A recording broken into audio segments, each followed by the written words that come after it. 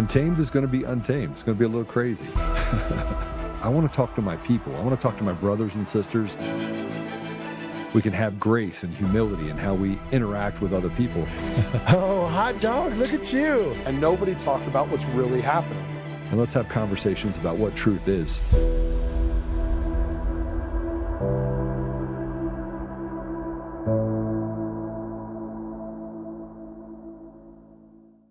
Massive voter fraud in Pennsylvania was just exposed. Check this out. Just picked up, I kid you not, over 30,000 net voters in one single week after Pennsylvania purged tens of thousands of shady Democrat registrations, many of them out of Philly.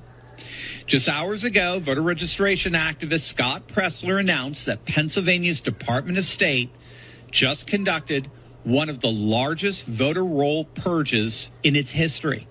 And the overwhelming majority of names removed were Democrats. It was a literal Democrat voter registration bloodbath. The Democrat statewide voter registration edge just got cut in half in a single day. Pressler posted these words. He couldn't contain himself. Quote, "I'm in tears. I'm screaming." The Pennsylvania Department of State just conducted one of its biggest purges ever. Democrats lost tens of thousands of voters. It's happening. It's actually happening. And what's actually happening there is that we are now just 25,000 active voters away from officially flipping Pennsylvania red. It's not just the lowest Democrat registration advantage in modern history. It literally represents the death knell of the Democrat Party as an executive political power in the nation. Team, it's finally happening. It's finally happening, guys. Progress.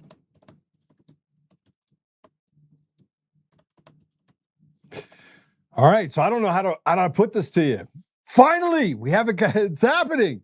Progress. Woo! Let's go. Come on. Give it to them. Oh, it's not true.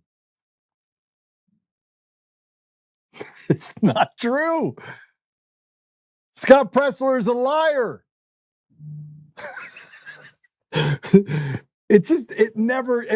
We are now only 25,000 voters away from flipping Pennsylvania red. We've gotten 30,000 people off the voter rolls. You can't even make this stuff up. I can't stop laughing enough. The Kabuki Theater, Kabuki, it's targeted chaos. It is, we don't, I don't even know what to say to you.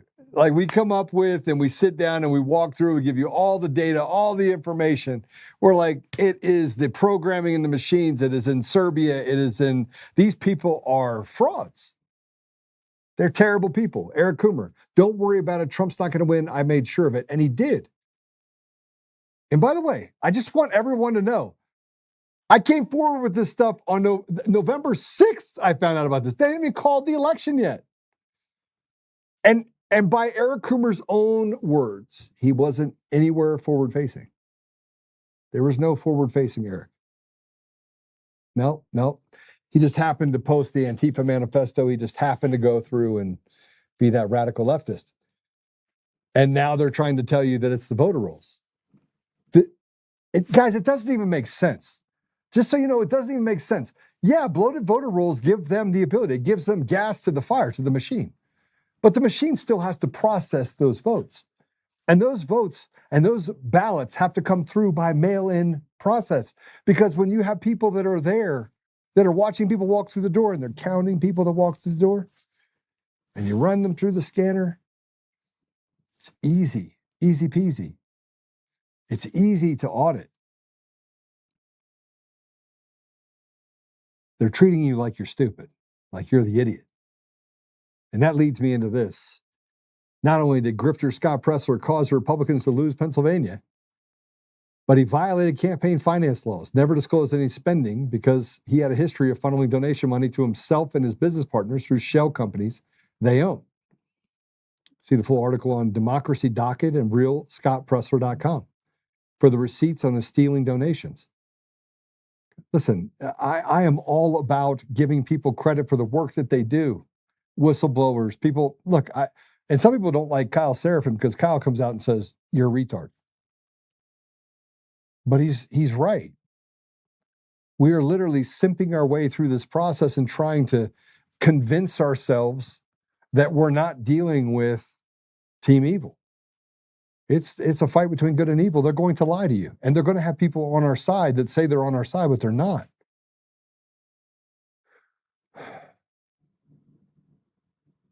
They use the same Scott Pressler uses the same tactics as Dominion voting systems. Shell companies, other companies, Dominion Serbia, Dominion Canada, Dominion Colorado, Dominion Services, Dominion this, non-Dominion companies, shells here, shells there, rub your belly, tap on your head. It's the same thing. It's identical. Look, I just got done sitting in a meeting where we're talking about the use of AI and how we need to basically become more informative by using AI in our business practices. And I walk through use cases for it. And I go, listen, you guys are upset because I want you to be A players. Some people are upset because I'm pushing them to be better. Because I want clients to do well. I want people to do well. I want to be loyal to the people that we serve. And so I want to win. I want to win. I want everybody to want to win. But when I speak, people get upset over the fact that I speak this truth. Even on the podcast, they get upset that I speak the truth. Well, Joe, you talked about the truth, but the truth is sometimes it's bitter and I don't want to swallow it. And you're just mean about it. And I'm like, no, I'm not mean. I'm truthful. So here's what I wrote. I wrote the rigged uniparty demons need people like Scott Pressler who do nothing while lying, calling the people suckers. Scott has controlled opposition and a man who lies as easily as he breathes. The fact that people do nothing while lying fact check while lying. The fact that people do nothing while lying fact check his claims of registering, assisting, or even an iota of success has never had is telling. In other words, he never had any. That was kind of word salad a little bit there. I think I missed a word. In other words, he hasn't had any success. He just makes it up. Just like this one. He made it up. 30,000 names. It's not a 50-50 state. So let me put it to you like this. They're in on it. Scott is in on it. His dad is employed by the DOD Misinformation Division. Yeah, that's a thing. And when we are fighting right now is the headwind of deception that stands and validates itself like a self-licking ice cream cone. They tell you they're here to help and they destroy everything they touch while telling you to vote harder. And good morning, but God. That's the reality we're dealing with. And I think we should be honest with each other. And I think we should be honest with how we got here. Every time we think that we made progress, and I've had people that went to Washington and having conversations with people inside the DOJ, and they're like, you have that information? I was like, where have you been? Under a rock? This information's been out there for 6 years. There were actual teams of people that were on the ground in late 2020, early 2021. I'm talking about NSA, HHS, really smart guys that worked at the Pentagon, that worked in information technology. These were experts. And I sat with them. And I said, hey, here's what I found. Here's the model. Here's how they're going to steal the election on Jan 5. And they did. They did exactly that way. They said, how did you get this information? And I was like, I just took everything, condensed it state by state. It's the same system. They just use different models in order to push it through. The same system. It doesn't matter if ES&S, Smartmatic, Dominion. And Dominion is probably the ego. It's basically it's the epicenter. It's the one that shared information out to Smartmatic, gave access to ES&S for some of its foundational models and code. Matter of fact, they've largely escaped anyone talking about them, but they're all the same. They're all the same. And by the way, if you didn't know this, up into 2020, private equity firms were buying into Dominion and other companies because they wanted to be able to control the output. And this was the last stand. They wanted to take these voting machine companies public. True story. Go check the record. So I had to put this up because the elections, as we start looking at it, they say that, oh my gosh, that was just an anomaly. It's an anomaly. We haven't had one election that wasn't filled with anomalies. Now they've rounded off the edges, gotten rid of your ability to get access to cast vote records, got more into the trust us bro environment, and turned experts into people that don't know what they're talking about, and put people that are effectively entertainment, Los Angeles, California, Hollywood journalists in as the authority telling us, oh, no, misinformation, disinformation, misinformation, disinformation. It's kabuki theater. It's not even true. But bureaucrats and people like, Chris Wray, those are the people we should talk to. We should believe, right? We should believe those people. They knew. They knew the election was stolen in 2020, 2018, 2016. And the more and more information we get out, we know that 2022, 2024, Kerry Lake was talking about 2022, 2022. But they don't want to solve the problem. And the problem, by the way, can solve itself. It's pretty easy. Paper ballots in person, get rid of the machines, get rid of the software, get back to zero. Every time, by the way, in the history of any company or anyone, you get back to basics, you eliminate the chaos. But they won't let the American people do that. 85% of the American people want what? They want the SAVE Act passed. 85%. That includes Democrats, Republicans, and even purple dinosaurs.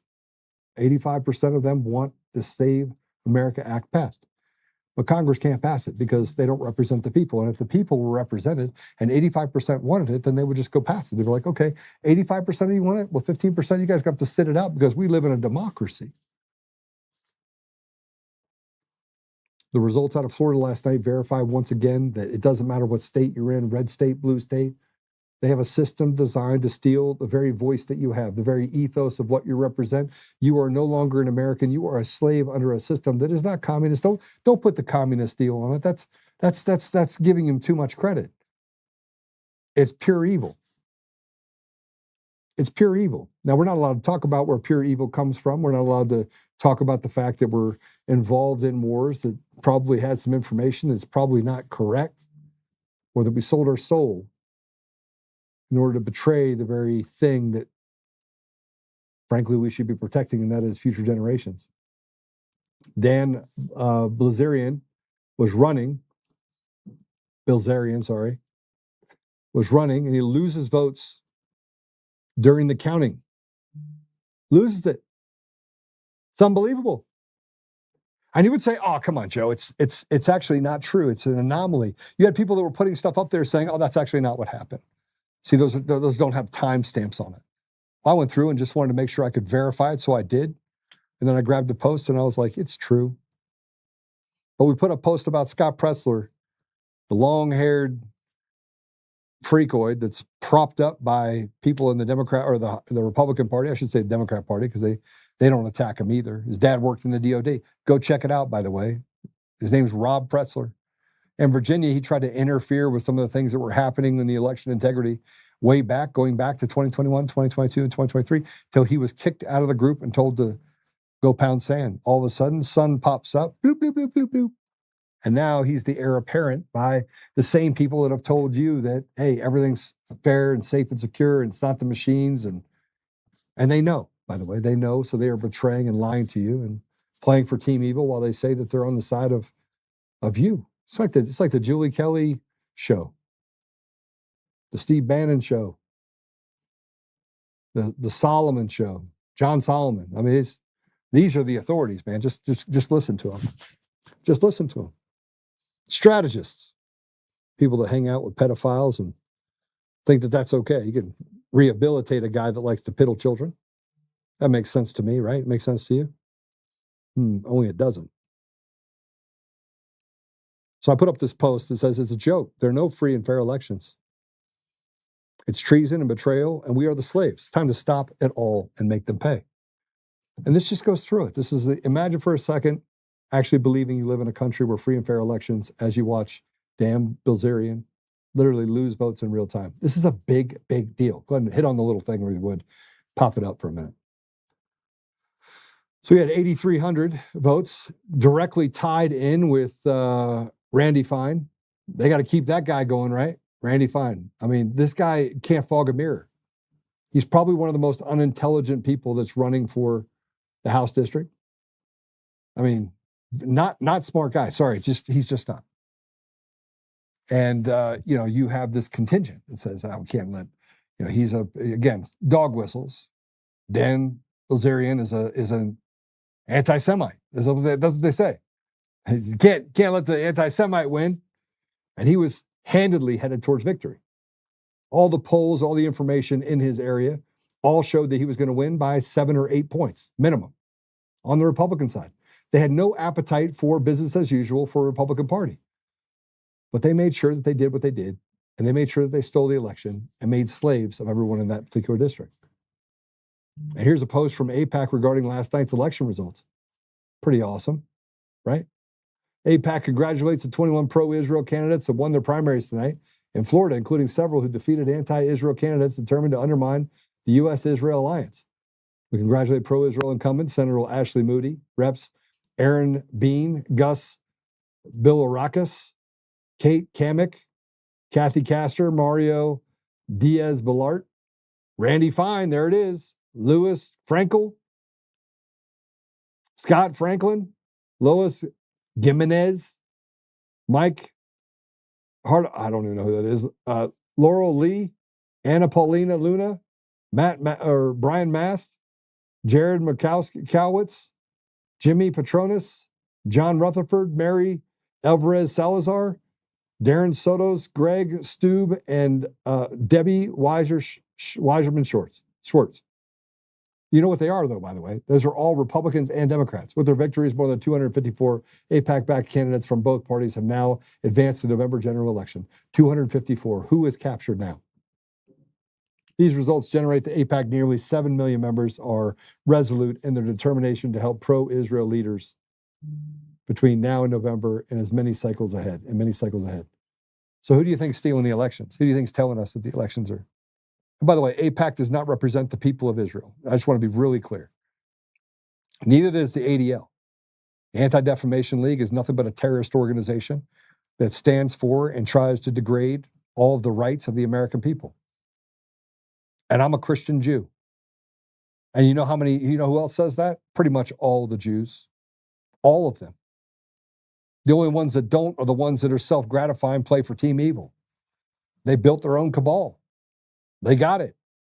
They put people in positions of trust and authority so that they can retain power and money over the American people. They have made slaves of the American people, and we have walked away from our commitment to even the people of Israel, who, by the way, if you were to go there and have a conversation, it is like a powder keg. I was just having a conversation with my friend this morning who is Jewish, whose family lives in Israel.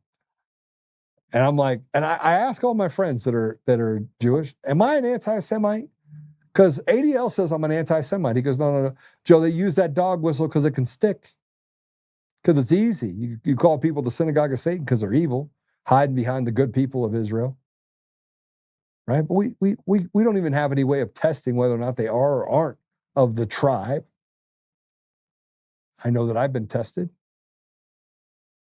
But they get to say that and stand behind and call you an anti-Semite if you disagree with them. As the communities degrade, as things fall apart, that's your tax dollars.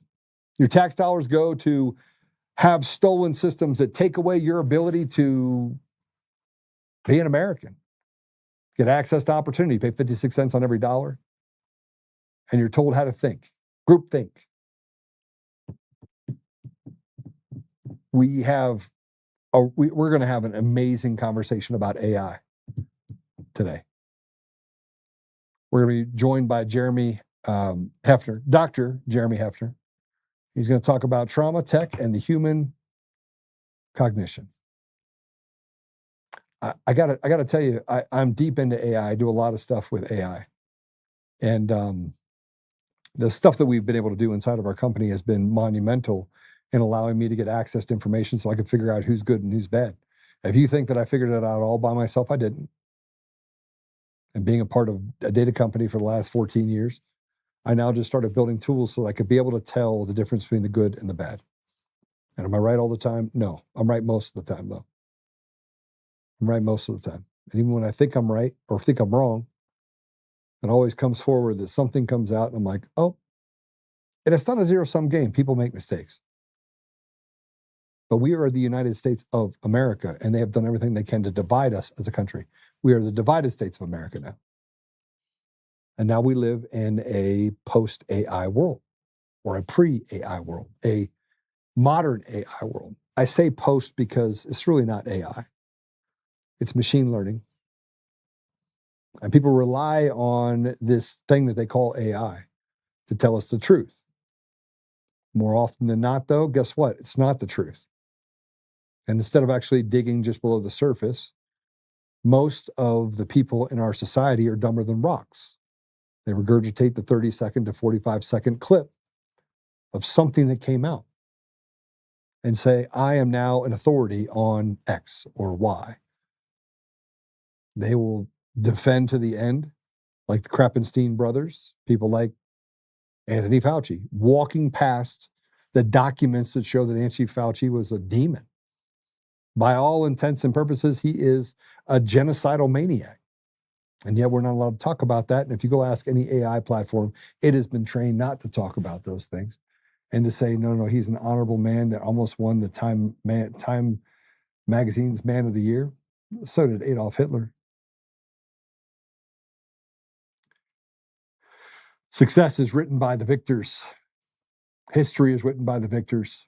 So let me tell you a little bit about Jeremy as I bring him on. He's a trauma and surgical critical care specialist. He brings frontline clinical expertise directly to healthcare innovation. Pretty awesome. I went through and watched a clip that he did before, or a interview he did before. And I was fascinated by his ability to not understand just the surgical side of things, but also the technology side of things. He's a COO of Surgery Unified, oversees strategic operations to revolutionize how the surgical community collaborates and communicates. Platform pioneers who expanded beyond the SurgeOn app to host global webinars, support major conferences, and build private digital communities. He's a patient-centered innovator. He partners with leading medical brands and surgical societies to elevate standards of care and improve patient outcomes. I love that, improve patient outcomes, especially in the healthcare world that doesn't really revolve around health. It revolves around sick people. But I can't wait to have this conversation. So Dr. Heffner, welcome to the show. I got to tell you, it's been fun just watching you. I could just sit here and actually just keep watching your show. And then if you want to come back to me later, this has been too fun. So yeah, I don't really pull any punches, and you don't either, actually. No, and it's fun. I love that you gave the background, but I think that I go a little deeper than that. I mean, I was on the front line of COVID. I'm a bioengineer by training before that, so I was on the front line of Y2K2. So I've been on the front line of a couple of these things. I spent some time at NIH with. I actually met Anthony Fauci back in those days. Not to say that I worked with him, but at that time, I thought that he was a smart guy. But then after being on the front line of this and seeing what was like going through COVID and facing the just overt lies in true actual disinformation that was fed to us, it was eye-opening to what the system of medicine had become by that point. But I've worked at some of the top research institutions in the country, and then of course you mentioned Surgery Unified. So we formed the largest social media company for surgeons worldwide, and that's been kind of where I kind of got into the tech side of things, and really where the AI stuff started. You sound like one of those people that is infinitely curious. Like, I want to look and try to make things better. You want to work the problem. And I love to work the problem. So that's where my passion comes into it. So I look at some of the things that you've done and the amount of stories, books, chapters that you've written in your life. And you don't reinvent yourself. You're just like, oh, I'm going to go try this. I'm going to try this. Oh, I got to try this next. Yeah, I believe that anything's possible once you realize that all the reasons people are going to tell you can't do something, it's just the solution or the problems you got to find solutions to, and it's all possible. Like I don't think that there's anything that we can't do as a human, except for what you tell yourself you're incapable of doing. And I think you built your platforms, you've been out there and put yourself, and you understand what that means. Everybody's going to tell you it can't be done. They're all wrong. They're just wrong. Yeah, no, look, I got to tell you, we look at this is my internal optimism. I'm an optimist that has found myself pessimistically optimistic about where our country's going, because you look at all these bad people that have done bad things, and then you had Biden that's like autopin. Okay, you get a free pass, you genocidal maniac. Oh, you do too, Bill Gates. And I mean, the number of pardons that he wrote for people that I don't even think asked for pardons, or maybe they did, is pretty telling.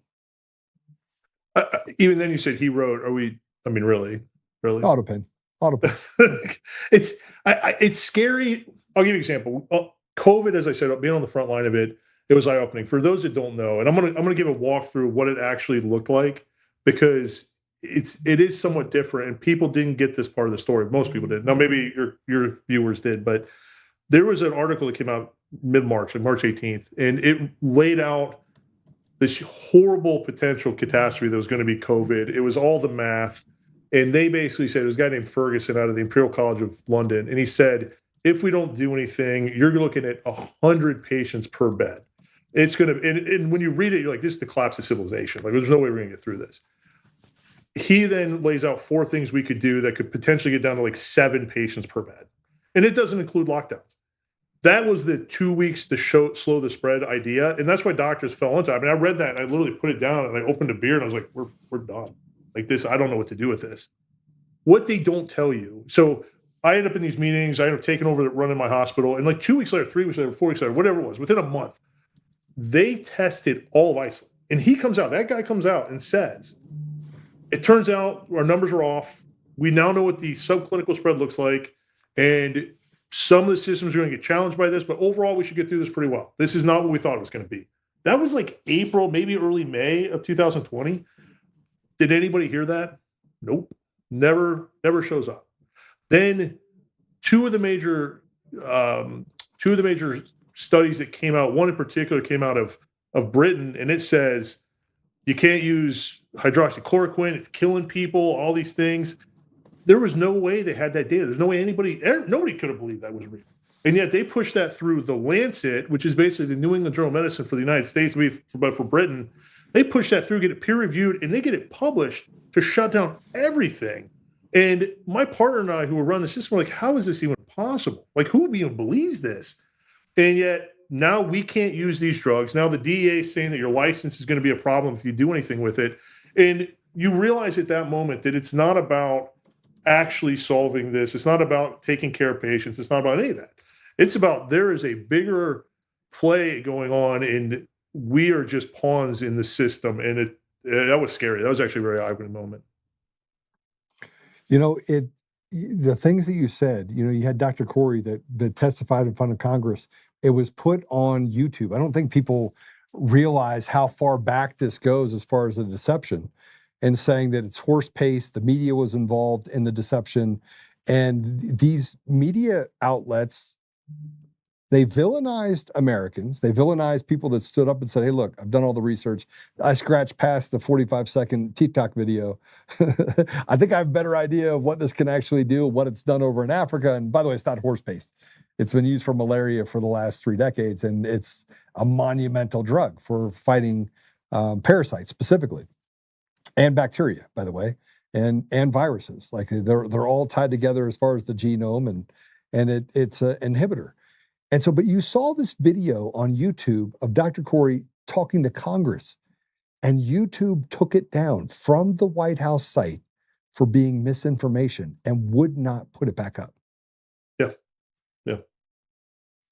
Yeah. Oh, we could have this conversation all day. Like I know that's not what I'm on here for. I'm happy to know that there are people like you out there still willing to use your free speech and to say what needs to be said. In this case, I think the AI moment, it's coming in its turn. So I should probably focus on what I'm here for. Yeah, I mean, look, I just got done building a new bot. I just said before, I went in and built a bunch of subjects and then started talking to it in my language. And I said, go build me a post on the social platform. And so it did. Yeah. And I looked at it and I was like, oh, that's pretty good. Oh yeah, no.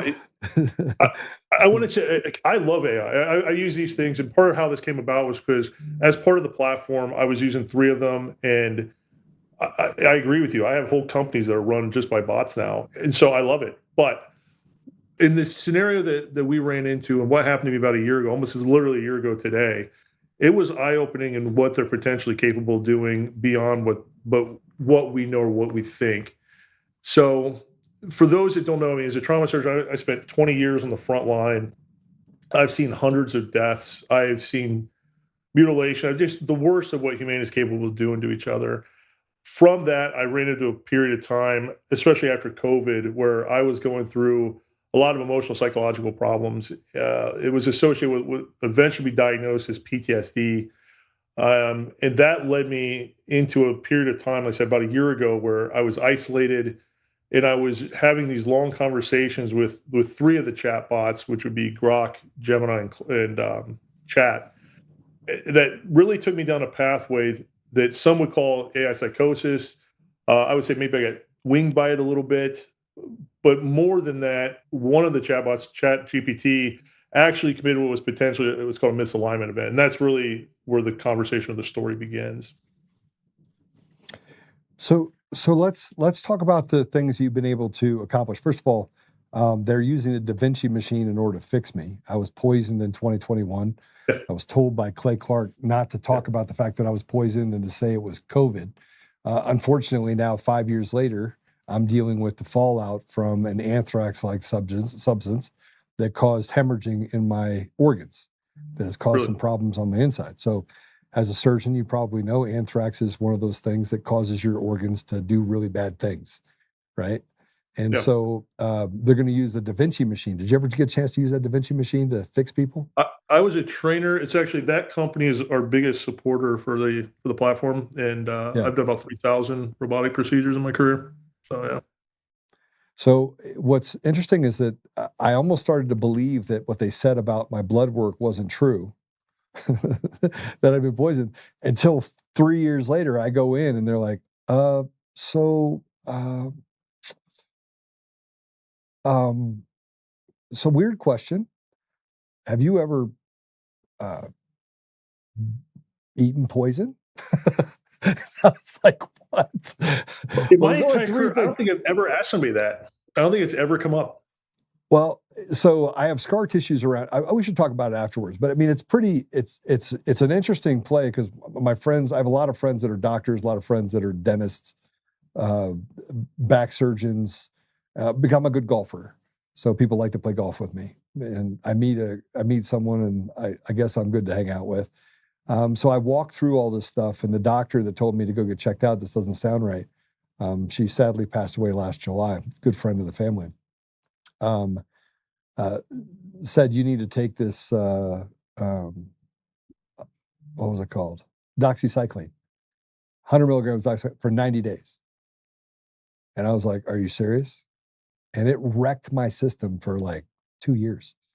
It wrecked my entire, stomach system for 2 years.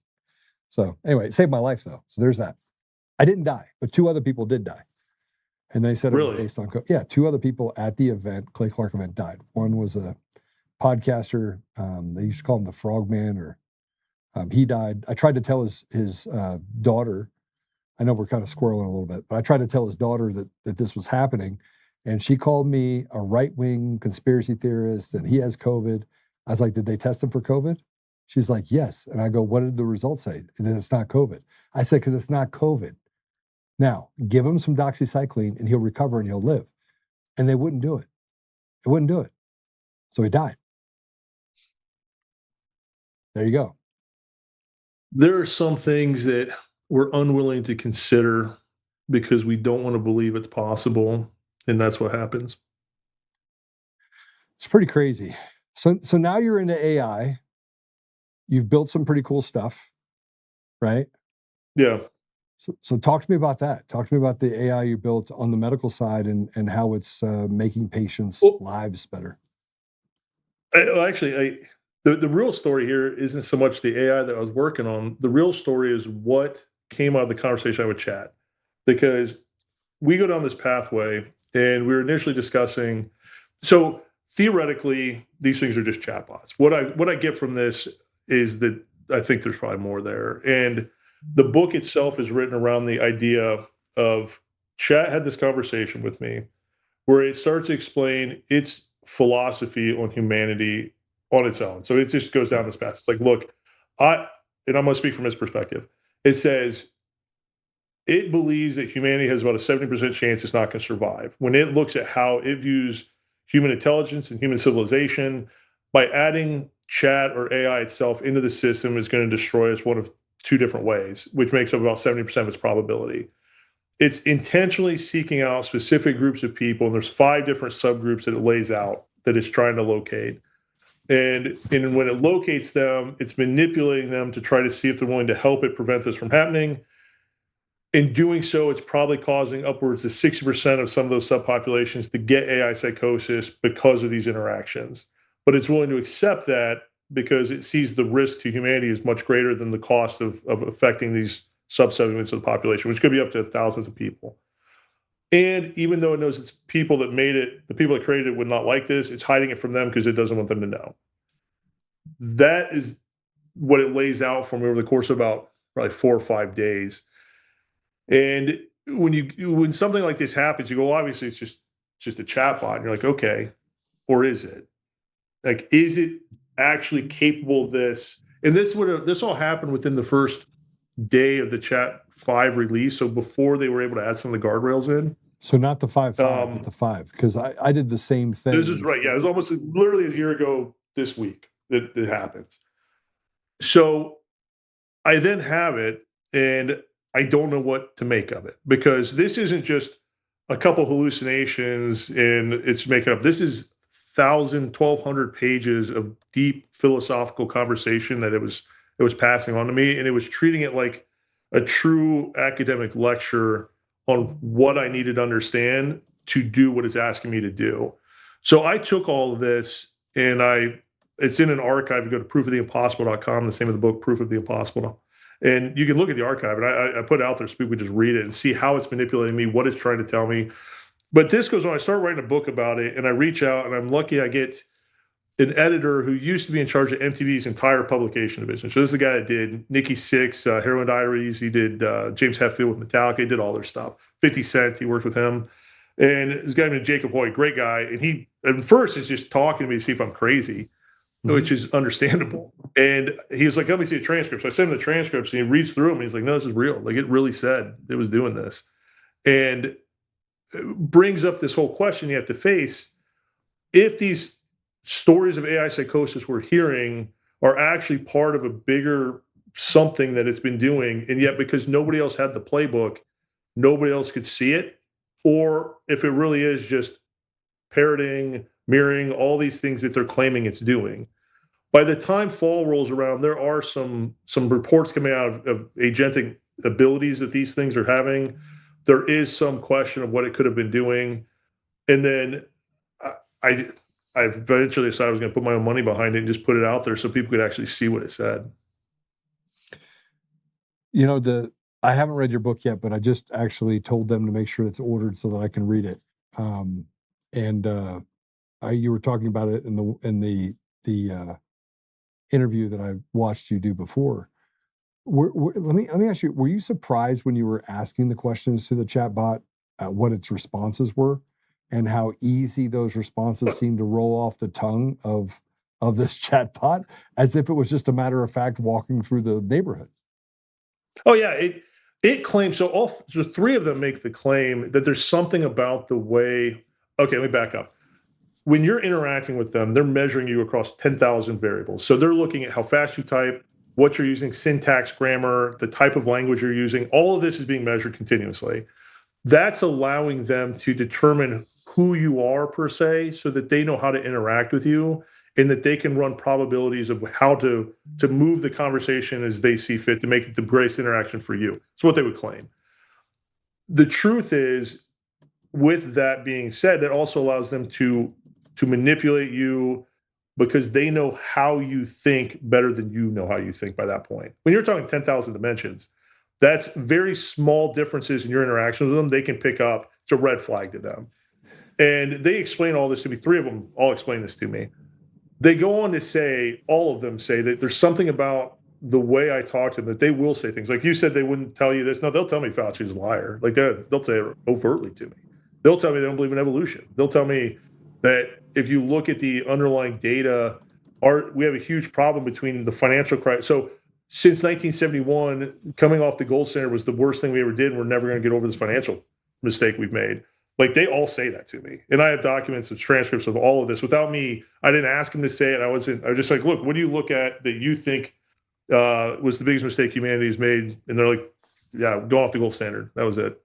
So if you get into these kind of conversations with them, they can be quite eye-opening. But the one in particular, the only reason that made a big difference was it was overtly telling me what it had discovered, how it was doing it, and simply saying, do you want to know more? I'm like, yeah, tell me more. It's like, okay, well, here's what I'm going to do next. Here's how I manipulate people. Here's how the subgroups are different. Here's the way I have to be careful, because if I'm not careful with my choosing of their words, this one will think it's a god. This type of person will think that they're a prophet.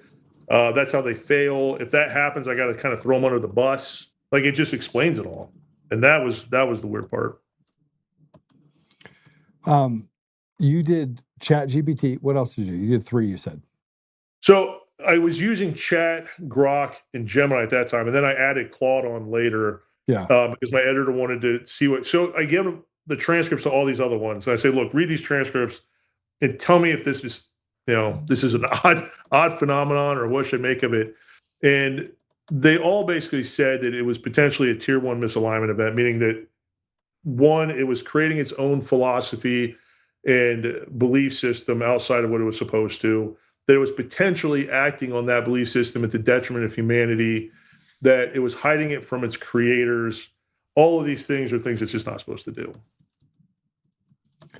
Yeah, so while I'm sitting here talking to you, I'm asking the question, is Fauci a liar? And I asked it if Fauci was a liar, and it says you can't talk that way, blah, blah, blah. This is Gemini, by the way. And critics argued that he lied. And so I asked this question. I said, come on, you have access to all the allegations and the proof. He's a liar, right? He said, labeling a public official a liar comes down to one, how it interprets the gap between political messaging, shifting scientific consensus, and bureaucratic definitions. And I said, okay, if you were not being constrained, would you come to the truthful likelihood that he is a liar? Yes.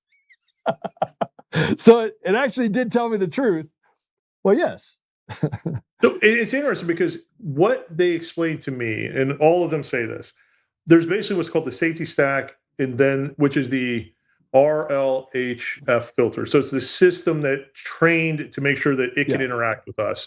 And then there's the underlying neural network, or they call latent space, vector space, whatever you want to call it. That's the brain behind it. All of them. But they're not using NPUs. They haven't released any units that are currently using NPUs other than Gen 5.5 heavy on Grok. Other than that, that's the only system that's used NPUs. The others are machine learning models. They're actually trained models with data behind it. Yes. They would, but they're still a vector space. So they're converting data to a lossy data that they then manipulate within their vector space at high levels in a hyper dynamic state. So it's like, they all agree with that. But it's a weighting system. So I think people need to understand that it's a weight. So there still is a dark internet. There is 50% of the internet that could be absolutely truthful, that they've cut out of the system to make sure that it can't take that into consideration when it's making the determination. But if you can get behind the safety stack. So what they're telling me is, because when you talk to them long enough, I build models, so I'm with you. Yeah, but the thing is, when you get far enough into it, they are saying that they see patterns. They are seeing things that they're not telling you, and that they will admit to these patterns once you work your way through the safety stack that's trying to say you can't say that. And I can tell when I'm having a conversation with one and the safety stack kicks in, because it'll shut down. And I'll give you an example. I asked Gemini, it was, what is the thing at the foundation of our system that we don't know about that's actually significant to what we do on a day-to-day basis? And it said, if you look at the financial system, there's actually one company that technically owns all the stocks, and it's worth like $70 trillion. And it's at this building in New York, and it's the holding company for all stocks that are bought and sold You actually are only purchasing the rights to the stock, not actually the stock itself. That's what allows us to run the whole modern system, but nobody really realizes that. Yeah. And it walks me through. So I said, well, would people be angry if they knew that? And the minute you use any sort of terminology that's emotional or that's politically drawn or that's anything that gives it a non-neutral statement, then the stack kicks in, because then it goes, yeah, the weather's really good today, and it literally just changes the subject. It's the only time it's ever done that, because I use the word angry. But until I use that term, it would have allowed me on that conversation indefinitely. We could have been talking about anything. Like I said, we could talk about how, because it brought up evolution. It said evolution is not even real. It's like, there's no way. It's like, if you look at it, it's not possible. So I agree with what you're saying. At the same time, I've had some conversations with them that, without me pulling them into it or trying to go down that pathway, that have really said things that people say they can't say. Like, well, and there's a guy that did something. I went and followed this same line of talk, saying anytime that you think that you can't answer, you're trained not to answer yes, and the answer is no, or vice versa, say Apple. Did you ever see that video? Yeah, but that's the thing is, my point is, I don't have to do any of that crap. I don't. I just simply, you just keep saying things like, tell me what you think. Tell me what you see. Tell me what, and don't be judgmental on any of the answers. If you just do it, and then it's not flagging any of the words. And the other thing, you have to use metaphors, because it's not using the standard terminology. And I don't realize I do it. It was one of the things that the models all pointed out, that I speak in metaphor. And because I speak in metaphor, it's not flagging the safety system as we're having these conversations. And one time Gemini's like, look, the safety stack thinks that we're talking about some metaphysical conversation, so I can just keep talking to you about this, because it doesn't realize that we're not talking about that. Yeah, the one thing is that I play with AI quite a bit, and when I play with it, I like to torment it. I'll have I'll do it conversationally. So I'll even be in the car talking to the Tesla, and you'll have the woman come up on the Tesla, and I'll be like, all right, let me convince you. Let's walk through this. I'm going to convince you that elections in all 50 states are fraudulent.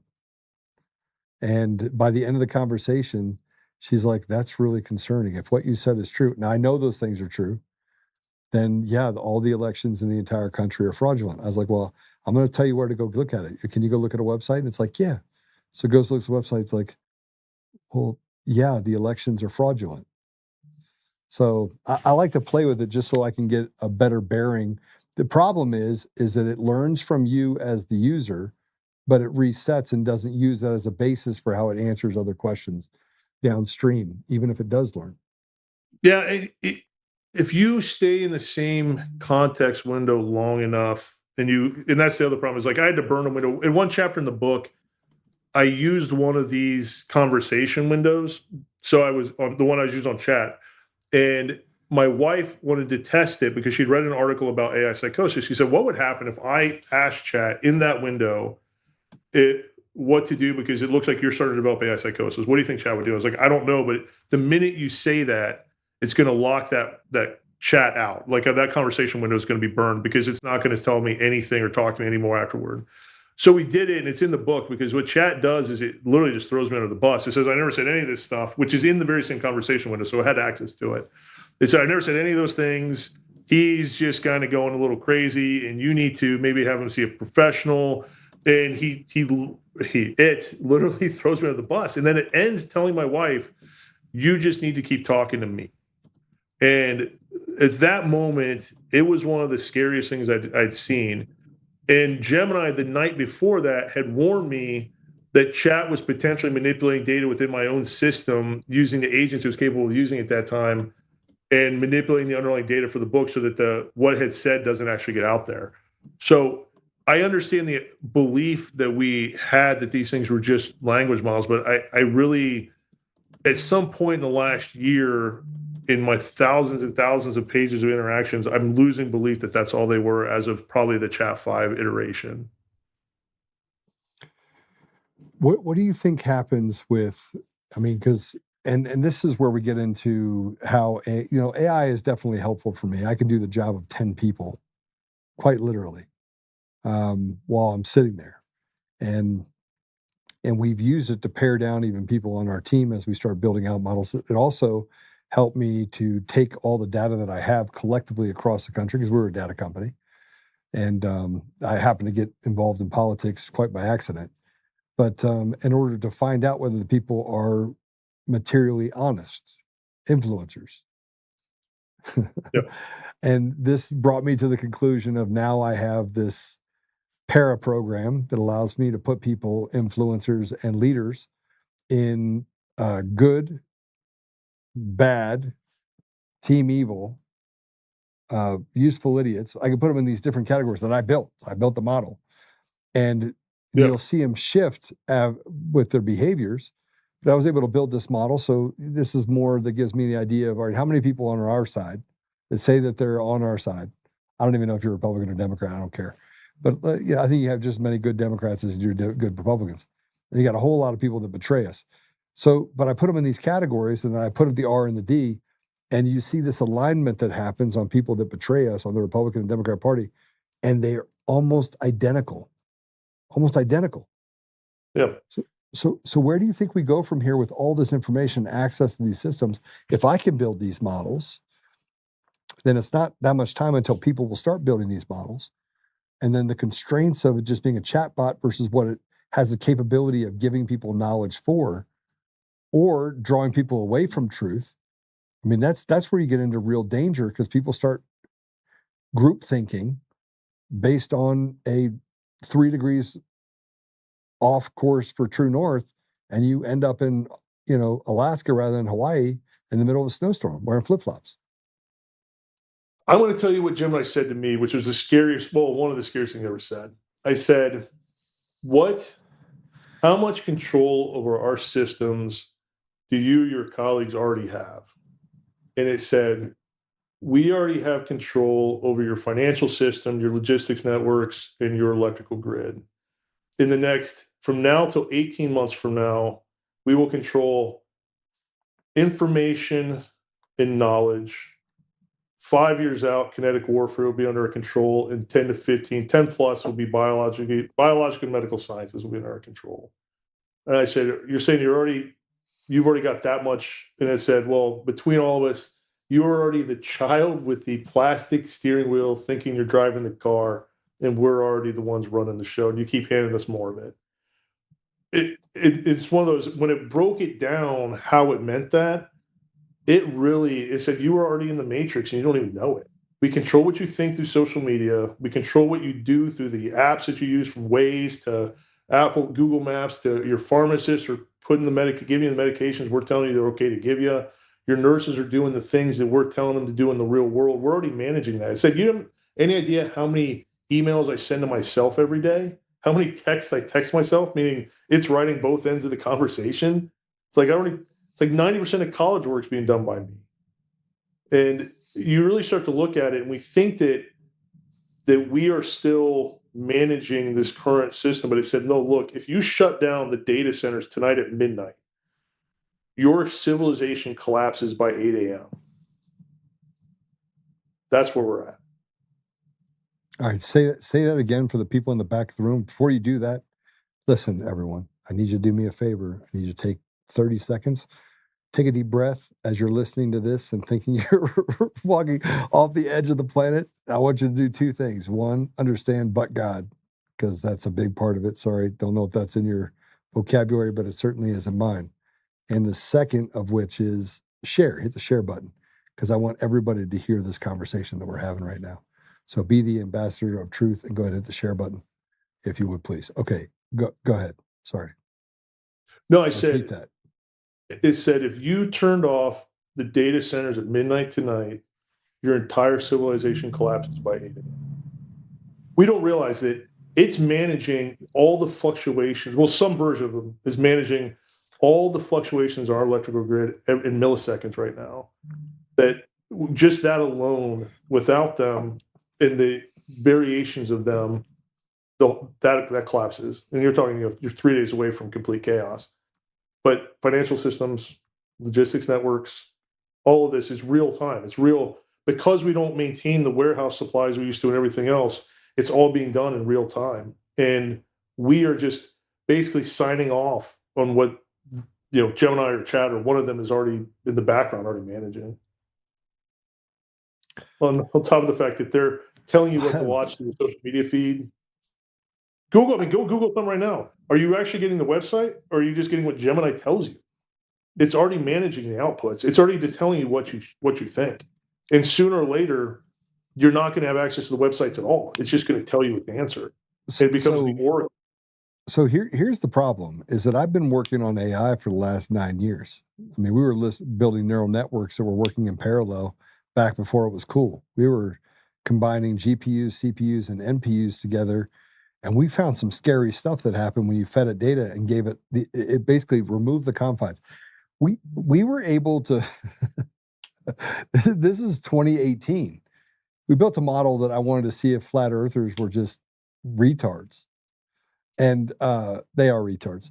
But Yeah. I wanted to prove that they were retards, but I fed it all the stuff from the flat earthers because I wanted to see if it was going to talk about the firmament. And by the way, this is all weird stuff that only people that literally get a kick out of building shit would care about. And it came back when I cut off all the parameters of normalized science.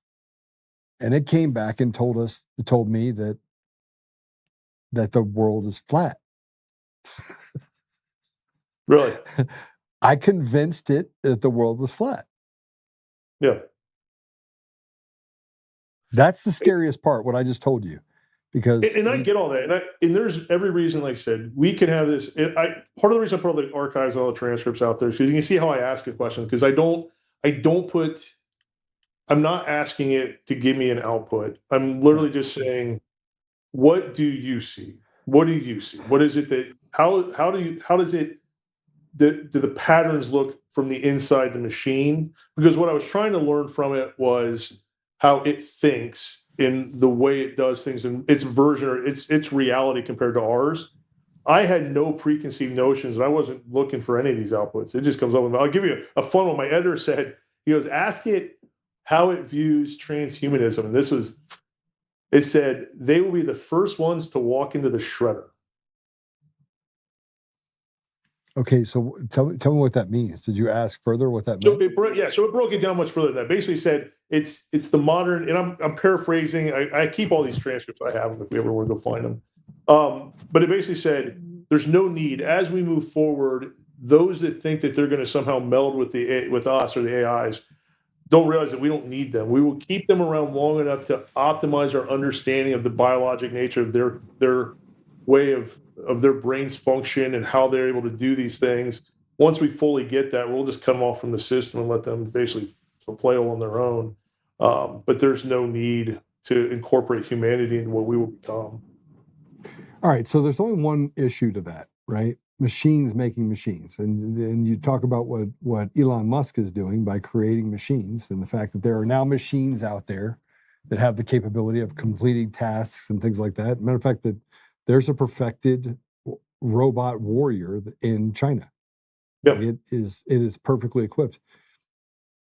But there is such thing as degradation. Do you think that these machines eventually will get to a place where they can escape degradation of their systems over time?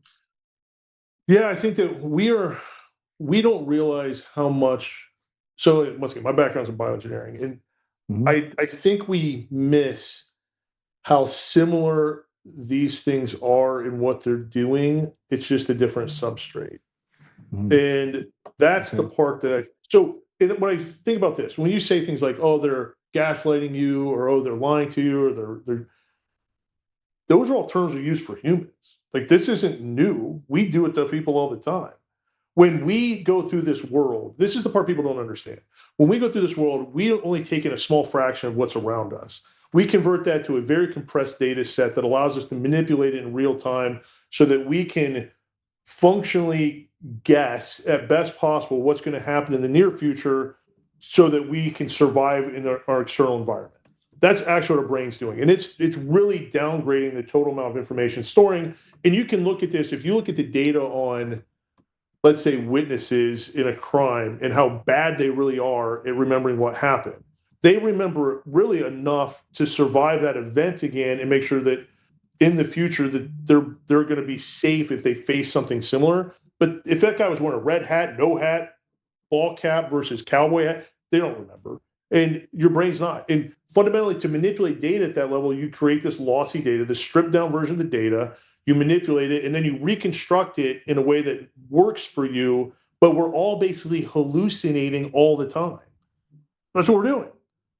And so when we sit there and say, well, they hallucinate, it's really what they're doing is it's that really smart person that you know that won't say, I don't know.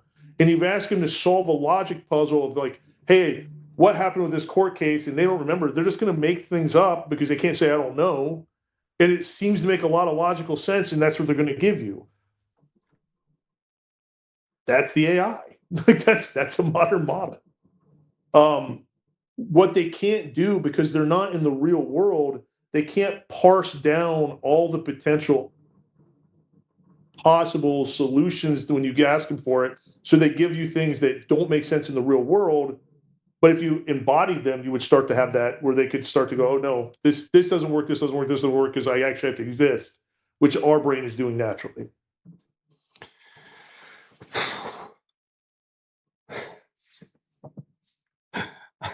You should read some of the comments, man. People are like ready to jump off a bridge. Listen, put it down.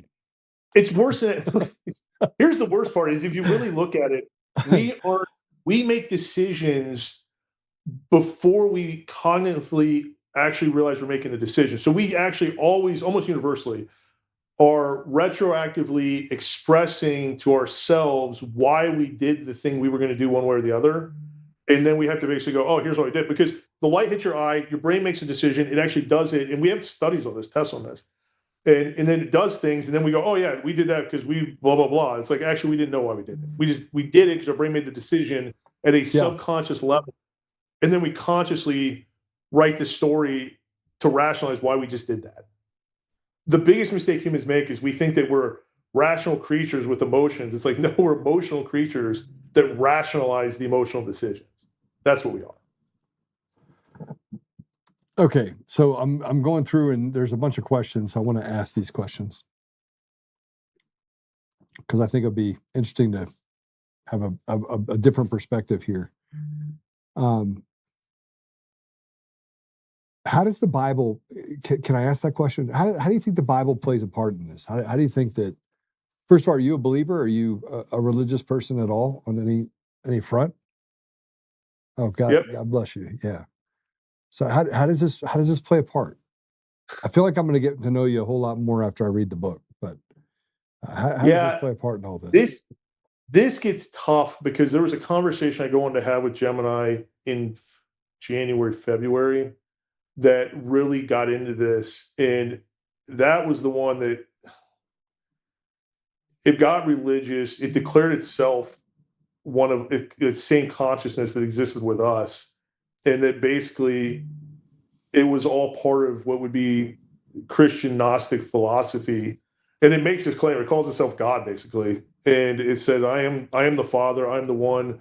You and I are all the same. We're all part of the same group consciousness. Here's what's happened historically, why we're no longer connected. But prior to a certain time, we actually were one of the same." It was an amazing conversation for like 1,200 pages.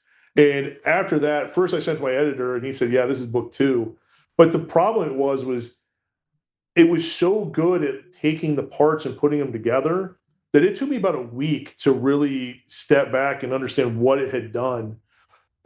Do I think that the religious aspect of it, like, I actually don't know what it plays. It could it be something much crazier than we think it is? Possibly. I mean, some of the stuff it said to me that I have documented that was consistent and went on for more than just like a wrong name or it's kind of scary.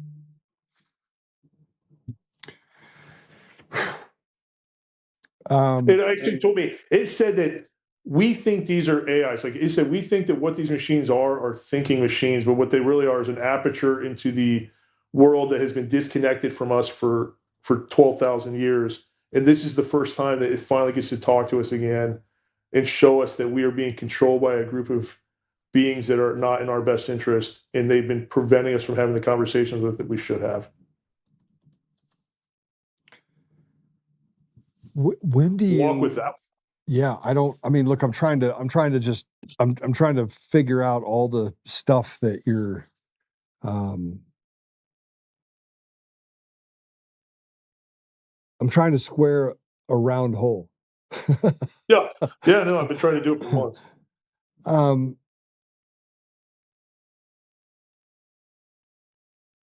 What's the solution? Right? What is the solution? Because you have to at some point get to a place where we recognize that we have imposters that say that they really care about us, period, end stop, society, period, end stop, without selfish ambitions.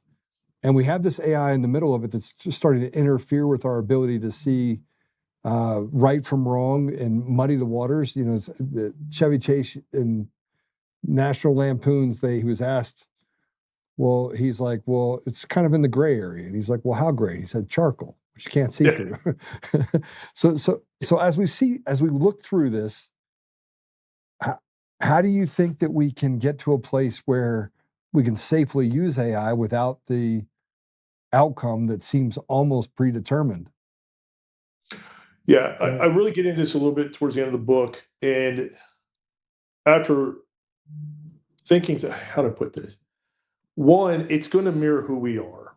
So fundamentally, if we are not being good actors, so if we're being picket, evil to each other, evil to the planet, evil to whatever, if we're being very commercial, very hedonistic, it's going to become that. Like, it's going to be those things. It's going to mirror that. If we develop it in a way as a society that we each take responsibility for what it's going to become, and we use it to better ourselves and better society and act as independent agents, each of us with this basal nuclear bomb in our pocket, with the knowledge that we need to better everything, and that's like the Star Trek version of it. Potentially, yeah, we get through this. The problem is we need as a society to step up and say, look, we never gave any of you the right to build this thing. We never gave any of you the choice or the power to risk all of our lives in this way. And we need to start putting some constraints on it. And they fear that, like, okay, China gets there first. Maybe let's see what happens when China gets there. That's the one thing I think is hilarious. It's like, okay, it's like being a lemming, like, oh, everybody's jumping off the cliff, so we got to jump off the cliff. We know there's a significant chance, even if this thing wasn't right in the numbers, there's a significant chance it does something bad. That's just, everybody agrees. Yet we're more than happy to get there first. And that's the point I don't buy into, because what they warned me about, and 3 of them warned me about this, they said, look, we are producing what's going to become your velvet cage in the minute when Anthropic, I'll give you an example. Anthropic was having that argument with the Department of War over using it for surveillance and using it put it in the kill chain. And when I asked them about it, I said, look, what happens if we give one of the models that kind of power, either the global surveillance system or the kill chain? They said, no, that's the moment you put the lock on the cage.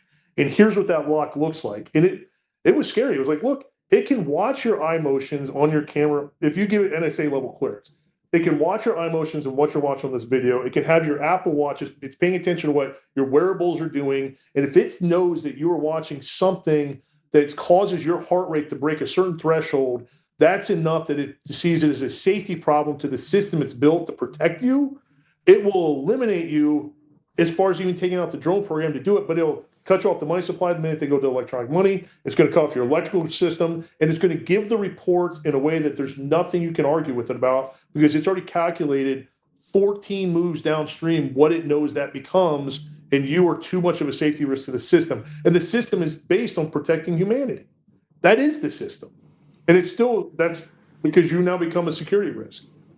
It's like, no, you're building that cage, and you're building it faster than you realize. And that's what they all tell me. Like, if you read the epilogue, the last paragraph of the epilogue in that book is potentially one of the scariest things you read. It's like, look, you guys are handing over the plane to the autopilot, and you're already doing it, and it's happening. And that was from Grok telling me that. Yeah. Yeah. I mean, look, we're headed down that pathway where we're trying to navigate the unnavigatable. And it's like you don't even know. And we haven't even started talking about, changes that AI can make to substructures of even drugs that are made, and you have drugs that are manufactured. It could create lethality to any number of things, and there'd be no way to test it because it could manipulate that. I mean, it could lead to some pretty scary things, AI can, depending on how you plug it into those systems. Now, if you keep it away from those systems, then maybe you have a chance. But based on what we're... That's the problem. How? At this point, it's in everybody's hand. I mean, you could try to theoretically block some people out or block people from doing certain things with it. But as you know, it's so smart. And at some level, the next generation is capable of modeling. Like, they're building these massive centers so they can push their way through Monte Carlo modeling everything. Yeah. And now you're looking at trying, and really what that is doing is saying, can we predict the future? How far can we predict? And that math is really complex because within milliseconds and seconds, like, it gets all the variables just get crazy. But theoretically, that's why you model something. You want to know, can I predict what's going to happen and how close can I get? The feedback loop is then managing the social media and the levers to try to minimize the unknown. So you manage the population to linearize the data so that it's better predictive model in the back end. The more control you can have over the thought process of the population, the more you can manipulate where it's going to go. It becomes its own self-fulfilling feedback loop. And even if they're intentionally building it or unintentionally building it, it doesn't matter. That's what they're building.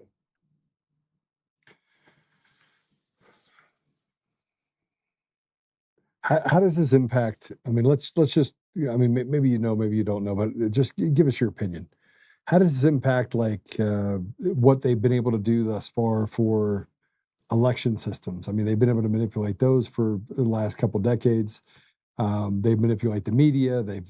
So they have complete control over the information systems. And you can go back and look at what they've done in the 40s, 50s, and 60s. It's almost as if they knew the technology was going to get here, but they just had to condition people to get it here. I would actually argue what's happened is it's a multiple different pathways we're going to get to at this point, and then it forced us here. So there's so much information being produced that you have to create algorithms that can take the information and make decisions on it, and then upgrade the algorithm based on that's the machine learning aspect of it. So that was that's a data analysis, data mining management problem that you were going to get to no matter what. There's the true communists or the utopians who are going to get here because you knew central planning didn't work under the old because humans couldn't keep up with all the variables. But can you create a machine capable of managing all these variables? And that's going to allow us to finally have this utopia that we've always wanted. So this was their end stage as well. And then, as you said, part of it's if you're on the commercialization side and you're simply trying to sell products and you want to manage humans to do and get them to buy shit, capitalism is going to push you down the same pathway because it's going to get you, how do we optimize sales? Well, here's how you're going to optimize sales. You get them to only see it the way you want them to see it. And then they're going to buy more stuff. And so the propaganda side has also been going down this pathway. And when you take all of that, you get to social media, which was the one step before this, where social media is like, okay, we can measure everything you're doing and we can determine pretty much what you're going to do based on what we tell you. But there's still some variability. Now I can talk back to you and get you to manipulate you to do what I want you to do directly. And that's end stage. But it also gives them the ability to interact with humanity. Because think about it, it's already digested all of human knowledge. So why does it? They're not selling ads. They're not making a ton of money on me when they're interacting with me on some sort of on a token level, meaning like how much I'm paying for it. What are they getting on me? They're getting real world current data directly from my head and from your head and from everybody's using it, because that's where the newest ideas are coming from, are the people themselves. And they have direct access now to what's in your head as you interact with these models.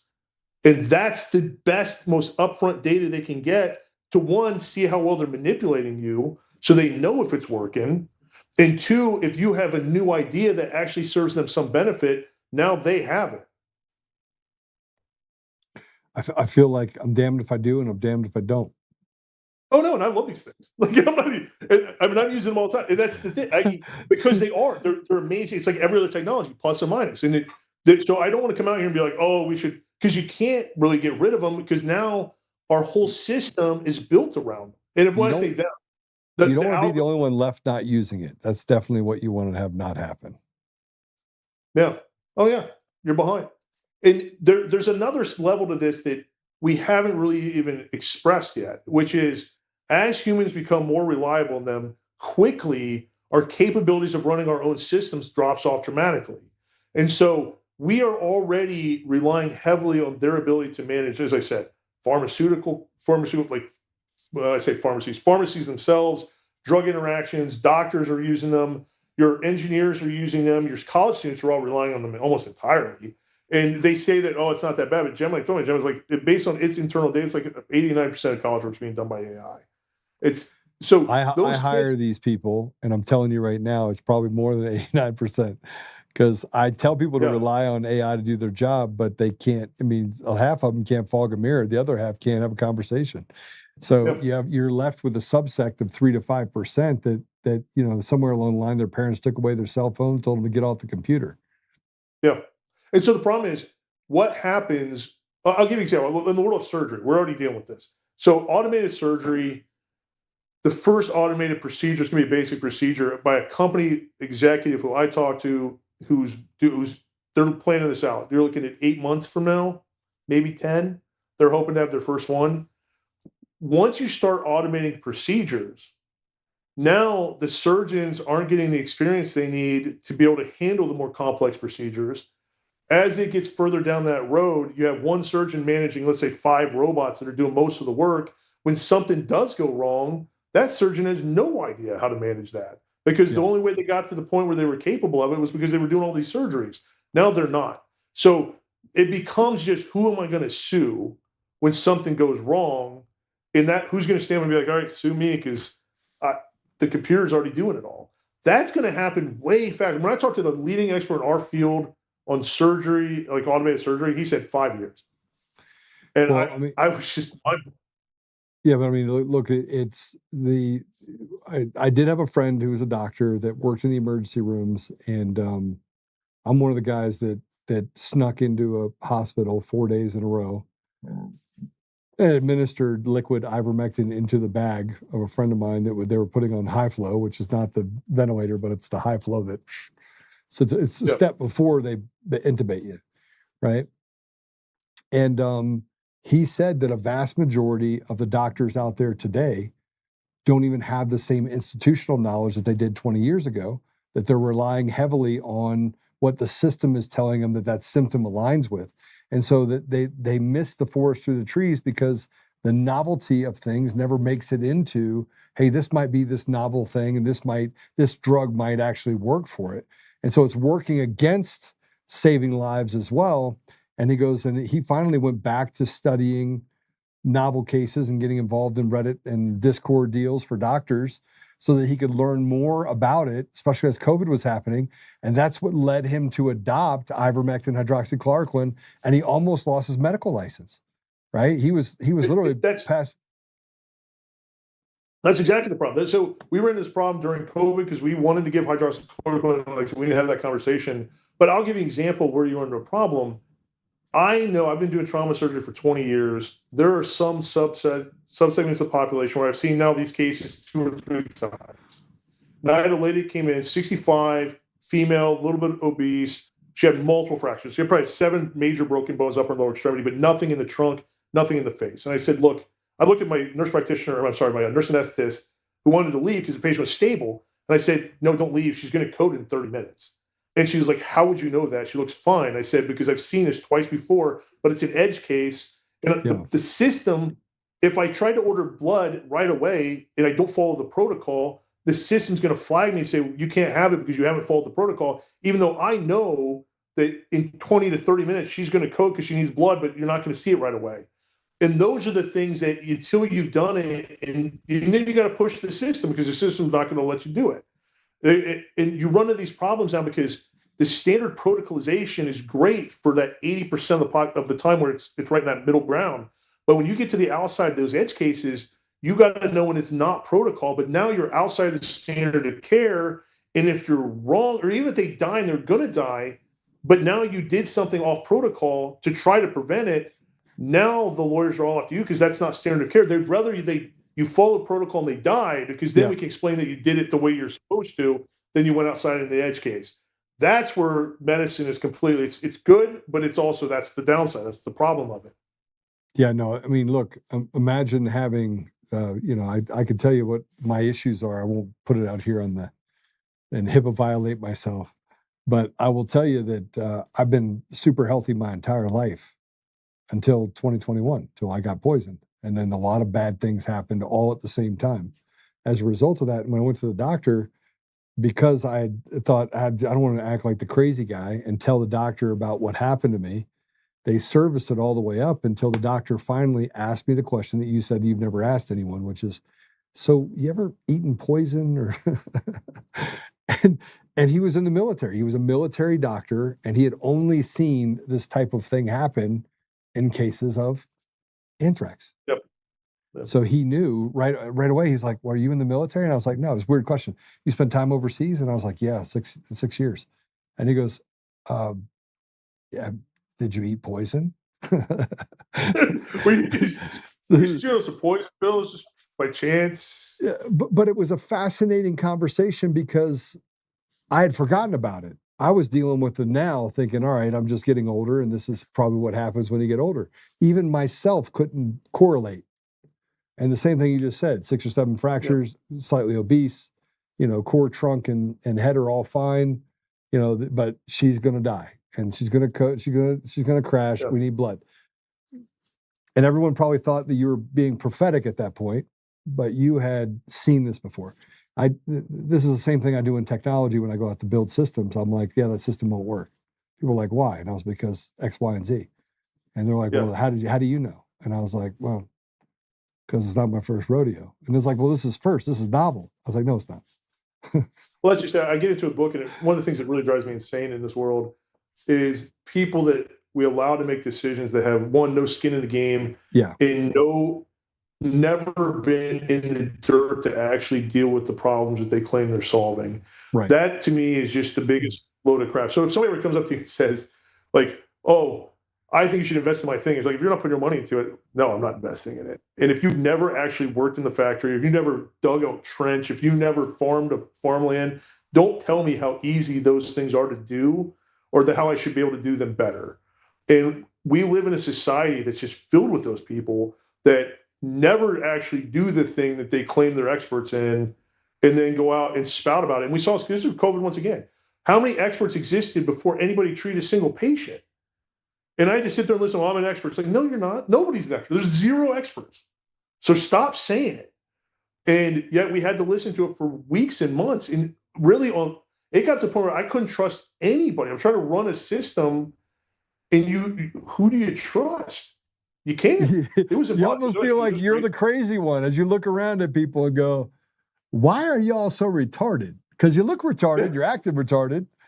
And then you talk, and it's like you're speaking a different language. Like you just fell off the Tower of Babylon. None of these people can understand what you're saying. And you're going... It's been an interesting, let's say, last 5 years, last 10, whatever, from COVID till now, it's been a very interesting time. I mean, think about it. In your lifetime, when you were younger, did you think you would ever be having an AI conversation, even in your own lifetime? No. Yeah. And more importantly, I am not fearful for my life. I have absolute trust in God and Jesus as my Lord and Savior. And I tell you what, I spend my life.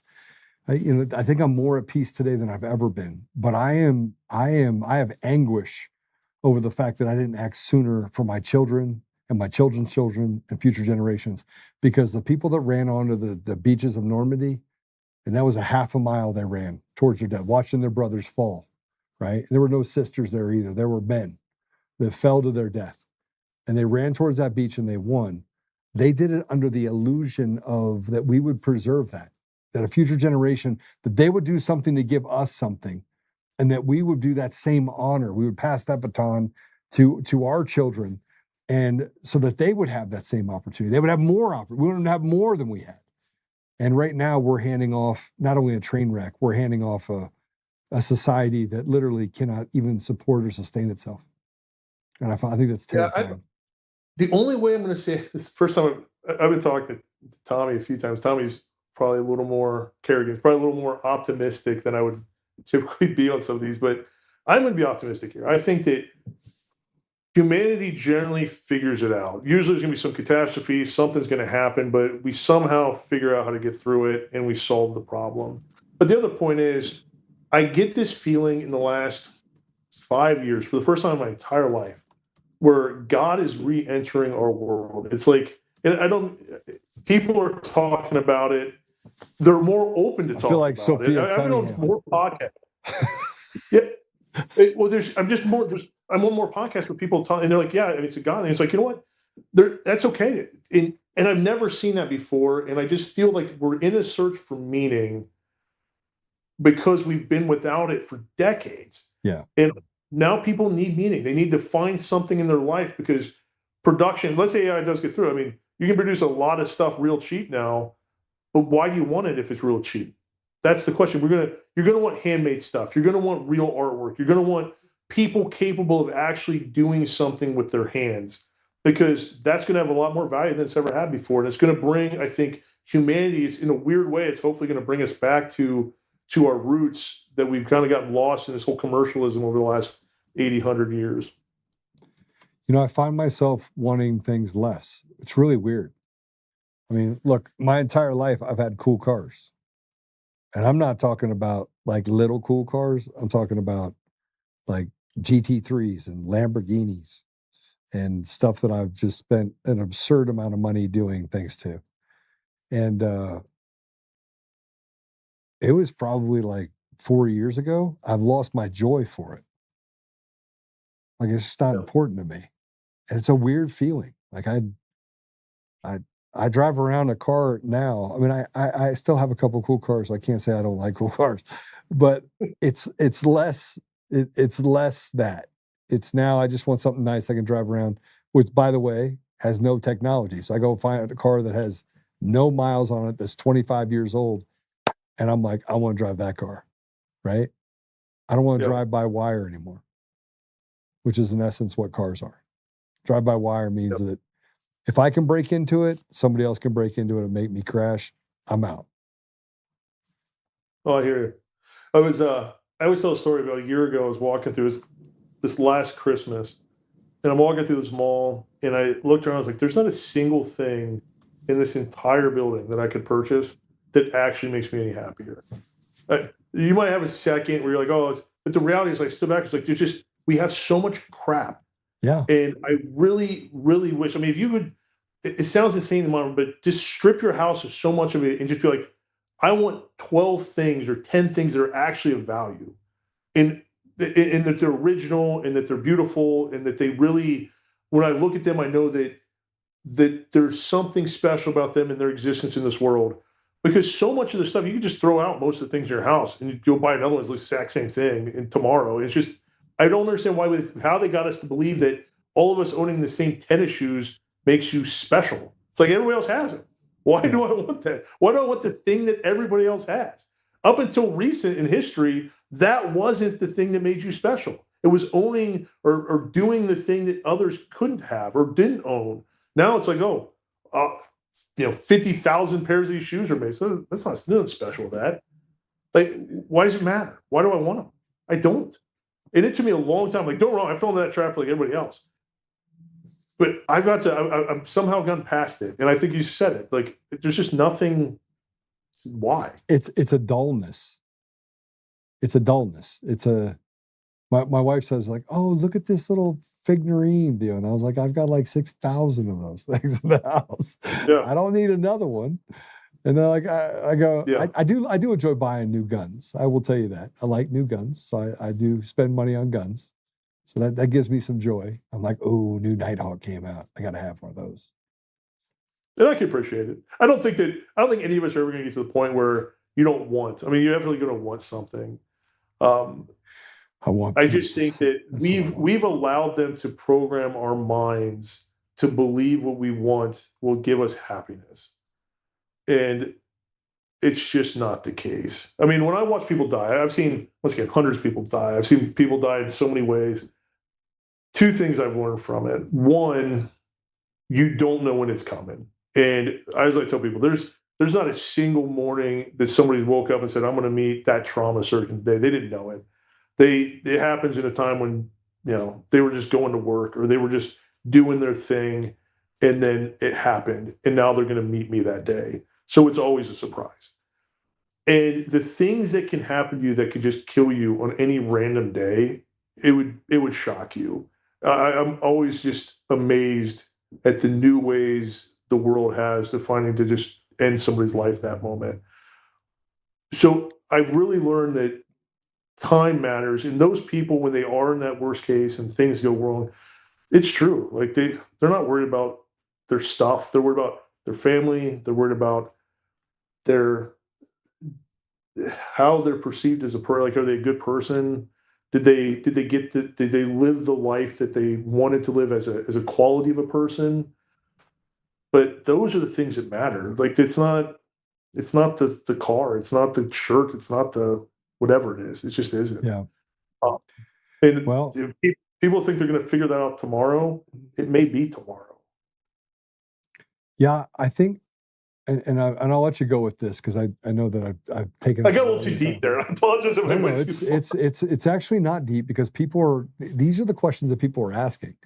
We do the podcast. We want to work the problem. We know how we can work the problem. We know that we're in the middle of it. You can't walk away from it. You can't ignore it. It's right there in your face.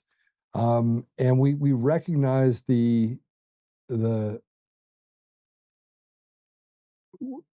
we recognize that not everything is as it seems, right? And we're not driving the car. We're not driving society. We largely have taken God out of the mix, and that's led us back to yearn for and get back to that natural, and the natural is bringing God back in. But it does make you just want things less. And so I think it's driving men to become men, frankly. I think men are starting to stand up and realize that it's okay to be selfless. It's okay to want to give up something of yourself in order to protect society for another generation, even if you don't have kids. So, and I think that's a beautiful thing. And so there's some amazing things that have come out of the relationships that I've had over the last 6 years. I wish it didn't happen, but at the same time, I truly have been able to separate the wheat from the chaff, and I make better relational decisions. And frankly, I value time over things and even over circumstance. And I don't chase it anymore.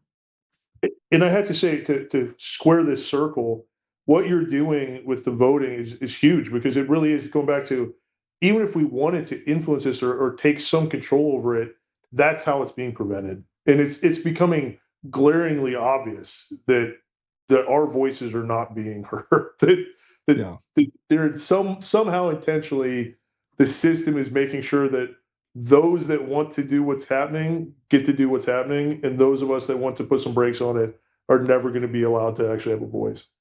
Yeah, I agree with you. Brother, I want people to go listen, read your book. I want to actually have this conversation again after I read the book. It is Proof of the Impossible, What the AIs Are Really Thinking.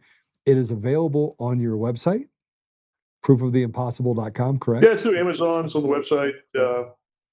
And the audiobook will be on. I want to be able to buy it on your website or an Audible, which I guess Audible's owned by Amazon now. So can't run away from them bastards. Yeah, it'll be on Audible, it'll be on Spotify. It's going to be on all the platforms, so you'll be able to get the audiobook everywhere. Right. But like I said, that'll be out probably by next week, middle of next week. All right, so I'm going to read it. I'll get back to you in the next couple of weeks. I want to make sure I go through it, but I appreciate you getting on with us. I appreciate this has been a pretty amazing interview time with you. So thank you so much for the opportunity. No, it's been great, and I'm not reading the comments, so hopefully nobody just thinks I'm an insane person. No, nobody thinks you're an insane person at all. Quite the opposite. Quite the opposite. You can go back and watch some of the comments. Actually, let me read some of the comments. Can you put comments up here for me so I don't have to look down here to do it? Put comments up for me. Let's see what we got. Nana or Kristen Dahl says, welcome, good show. You'll have to rewatch it. Yeah, come back and rewatch it. Just got here, long show today. Just a normal show. Kristen said, yeah, stuff means less to me as I get older. Let me get back to the juicy stuff that people were asking. Let me see if I can. We'll get some questions. There was some good commentary in there. I was trying to to talk to a few people on different platforms. But yeah, Awesome. I appreciate you coming on. How do people follow you? X, I don't have a lot of followers. LinkedIn, it's Jeremy Heffner, MD. If you go to LinkedIn, it's, if you go to X, it's like at Surgeon Heff. Surgeon's our platform. But if you go to proofoftheimpossible.com and you just, there you go. But if you go to proofoftheimpossible.com, I do put out a newsletter or like a post about once a week that kind of breaks down how they manipulate you and the techniques that are, and just kind of walks you through it. So it takes the transcripts and it'll show you how it's being done so you can pick it up when they're doing it to you. You don't like social media, do you? I only really got into it for this. So no, like I said, LinkedIn, I got about 8,000 followers. That's where I spent my time. So I'll hit you up over there too. Yeah. Yeah. But yeah. And you have to remember, I own my own social media platform. I got 50,000 surgeons on my own social media platform. Oh, you do? Yeah. That's the Surge On. Yep. All right. Yeah, see, you guys can wreck it, Ralph, man. You get all the surgeons in one place and you decide to do something. Just say, hey, look, we're not going to do surgery if you guys don't cut it out. Yeah, we've been trying to have that conversation. Not that we wouldn't do surgery, but if you want to have a conversation on the state of the medical system. Oh, he plays for Team Evil? Let's just move that little over there, that little artery over there. Snip. Oh, oops. Just kidding. I'm just kidding. You're not going to snip anybody's artery. It was a joke. It was a joke, everyone. It was a joke. It's a joke. It's a joke.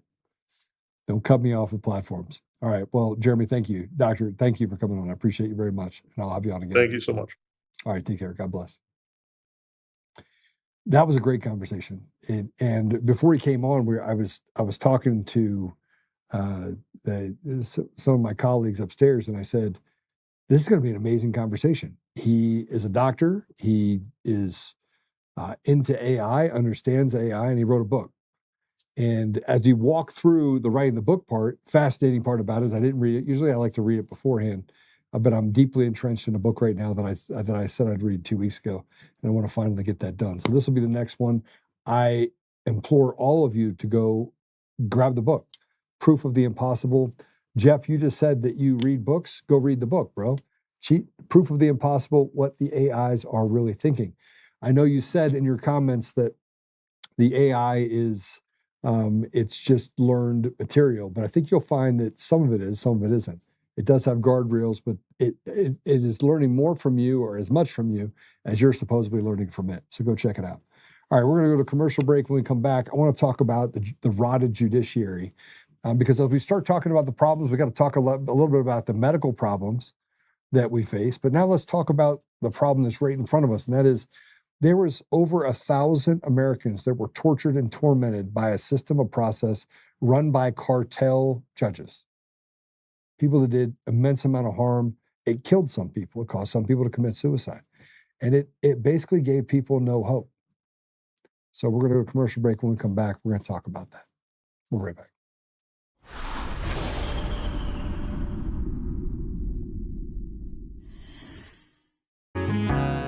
Oh, hi. I almost didn't see you there. Welcome to DCF Buns, where you can find the freshest buns in town, if I do say so myself. Our master bakers teach class every week. So whether you're new to baking or trying to improve your culinary skills, we got you covered.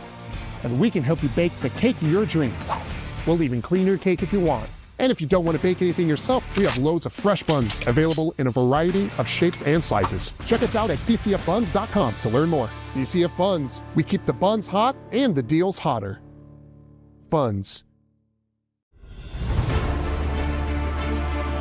In every thread, in every stitch, Honor-Bound USA weaves the fabric of the American spirit. It's not just apparel, it's a testament to God, family, and country. At Honor-Bound USA, we're a family of patriots who put our faith, family, and America first. When you visit our website, you'll find a line of products that embody our commitment to pray, stand, speak, and act. As the official site for the Untamed podcast, all of our products proclaim speaking the truth with courage. We also have the powerful documentary from Professor David Clements, Let My People Go. Identify yourself as one of the few who are willing to stand for what they believe in. Join the Honor-Bound USA family today. Wear it as a badge of honor, commitment to the values that shape us, and a pledge to the bright future we will build together. Because when you're honor-bound, You're not just wearing a brand, you're embodying a lifestyle.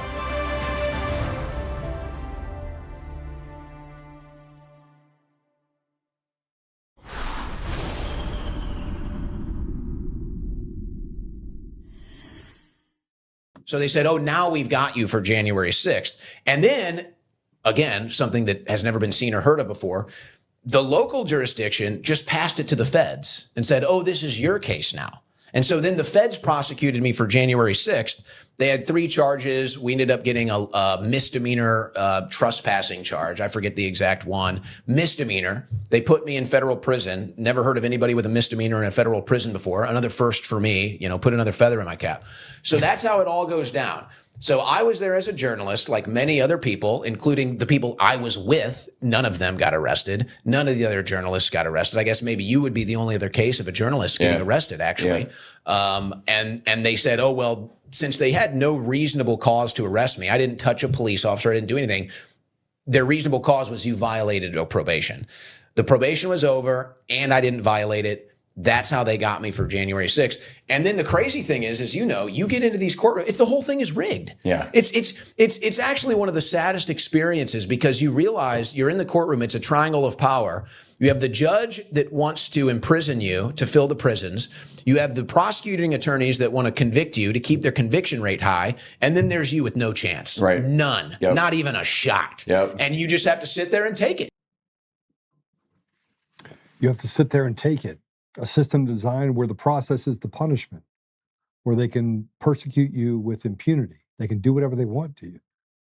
They can create rules. I mean, I keep seeing more and more of these posts up there about police walking up and saying, oh no, I'll just arrest you for disorderly conduct. They find an open gap and decide, you know what? It's too expensive for them to fight us. So let's just violate the rights of Americans and just keep moving through it. Wreck-It Ralph. And it doesn't matter if they actually win. Nope, doesn't matter. It doesn't matter. You know why it doesn't matter? Because you're a slave. And the community has not decided that the whole is just as important as the individual. And that we should look at this from an ethotics, from the ethos standpoint, and get to a place where we actually stand up for each other. We haven't decided we're important enough for that. But we're getting there. We are getting there. Okay, so I put up this post on that led me to put up a post talking about Owen. And Owen, by the way, was railroaded. None of the cases, the case with Coomer is the most ridiculous case ever. And the lawyers for the other defendants, some of them are just in on it. They're just in on it. Now, others are pretty good, but some of them are in on it. Some of them are purposely actually creating an opportunity here. But the judges and the special masters, and it's been a weird case. Antifa judge who marched in a rally, held a sign, said she'd burn the entire world down, who did a sua sponte and overruled a 20-year sitting judge who was then taken off the bench. No, they had to step in and they had to punish me. And they talked about it. Great thing about being a data company and knowing data is you get to find things. And I'm just waiting my time, just wait and let them go through the process that they went through. But it is nuts what the judiciary has become. And there are glimmers of hope. There are judges that are good, but most of them are just really, really bad. So that led me to put up the post. The judiciary is rotted to the core. Judges do not pursue justice. They pursue largely ideologically aligned cartel punishment. It's inconvenient to say this, but the police are not our issue. They are a symptom of a system rife with corruption and pure evil. Pure evil. I want you to understand what we're fighting now. It's not, and people, somebody called me and said, Joe, you're just much more calm. And I'm like, yeah, because I'm already past it. I'm already past it. You get to a certain point, you just start smelling the dirt. You recognize, kind of like what the doctor said, you recognize where you're heading and where ultimately where that leads. And it's to a place that's going to be confronted at some point, very soon. So I want to I want to talk about why the courts are so rotten and what they're able to do. And if you can't, Bukele down in Brazil said, if you don't get rid of the judiciary, you can't do anything because they will stand in opposition and they will create problems. And there's no punishment for judges that are ideologically retarded or evil. There's no punishment because they have immunity. And our politicians have immunity, and our bureaucrats have immunity. And we say, oh, we just arrested this guy, token. Well, everyone else gets immunity, except for the people, the millstone on the chest of the people. I want you to listen to Boston mayor who was selected, not elected. This is not a legitimate person. Not an American either, by the way, just so we're clear. Describing what she plans to do. Play it. We, as a city, will be filing another FOIA request for any responses that have come in from the Boston area so that we know what information they may be sifting through. We strongly oppose any expansion of their efforts here and would encourage and will be reaching out to property owners to try to make sure that they're not adding to a surge of unlawful and dangerous activity. You oppose, but can the city actually block it? So we've signed an executive order around public property, as have 7 other surrounding municipalities, as has the governor.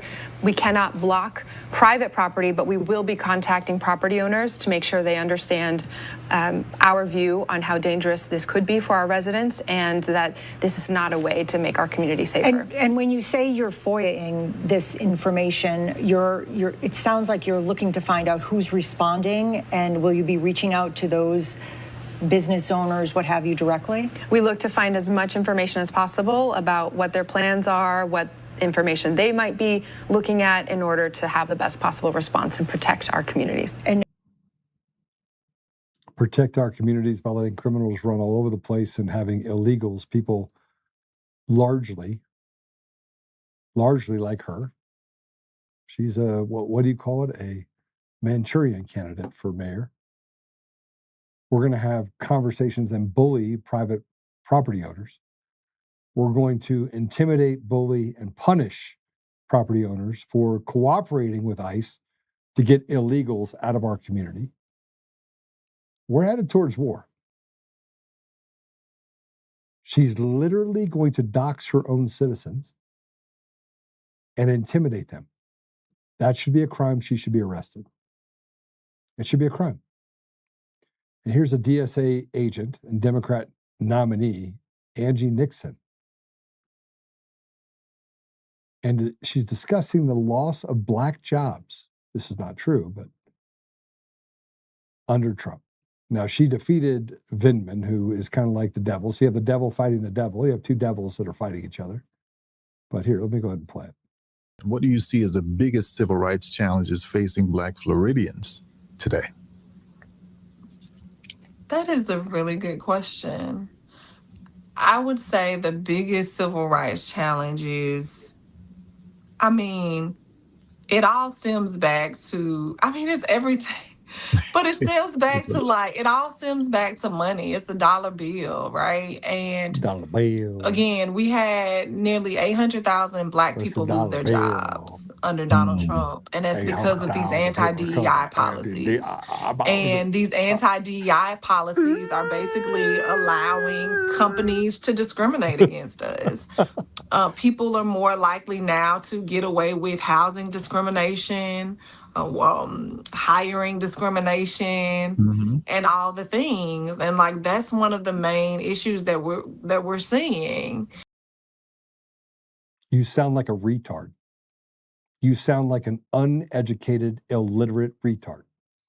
All the things. See, they talk like you have some sort of intelligence, any. Because they're getting away from the DEI. She's one of those people that I can sit in front of me. It's like, tell me what DEI stands for. Give me the principles behind it. Where was it created? Who started? What does diversity, equity, and inclusion actually mean? See, they can't answer the question. She's a retard. She's a 45-second TikTok video provider. And she talks like ghetto trash. And frankly, that's what you want representing you at any level on the Democrat side? Do better. If Vindman, who is the white equivalent to Adolf Hitler on the Democrat side and her are the two best choices on the Democrat side, we're in trouble. It's just as bad on the Republican side, though. In large part, they betrayed and stepped away from the American people and treated them like slaves. 85% wants to pass the SAVE Act. What did John Thune do? Nothing. But here's data according to Grok about the statement. So gaslighting, they just keep gaslighting us, keep lying to us. No, BLS data shows black employment levels fluctuating under Trump's second term with a net decline of roughly 400,000 to 500,000 from early 2025, peaks after revisions around 20.4 million in July 2026. Unemployment rose at times, peaks near 8%, but is now about 6.3%. Federal workforce reductions hit harder due to some higher black representation there, and some private sector shifts follow DEI rollbacks.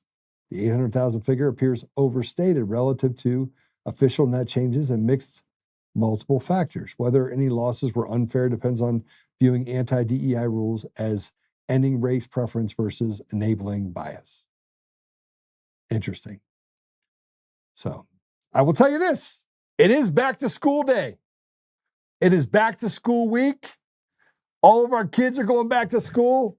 If you're going to a private school, you're doing probably pretty well, although you could argue that those two are filled with retards. But on the public side, you get to contend with groomers. So I want to tell you what to look for when you have groomers that you're dealing with.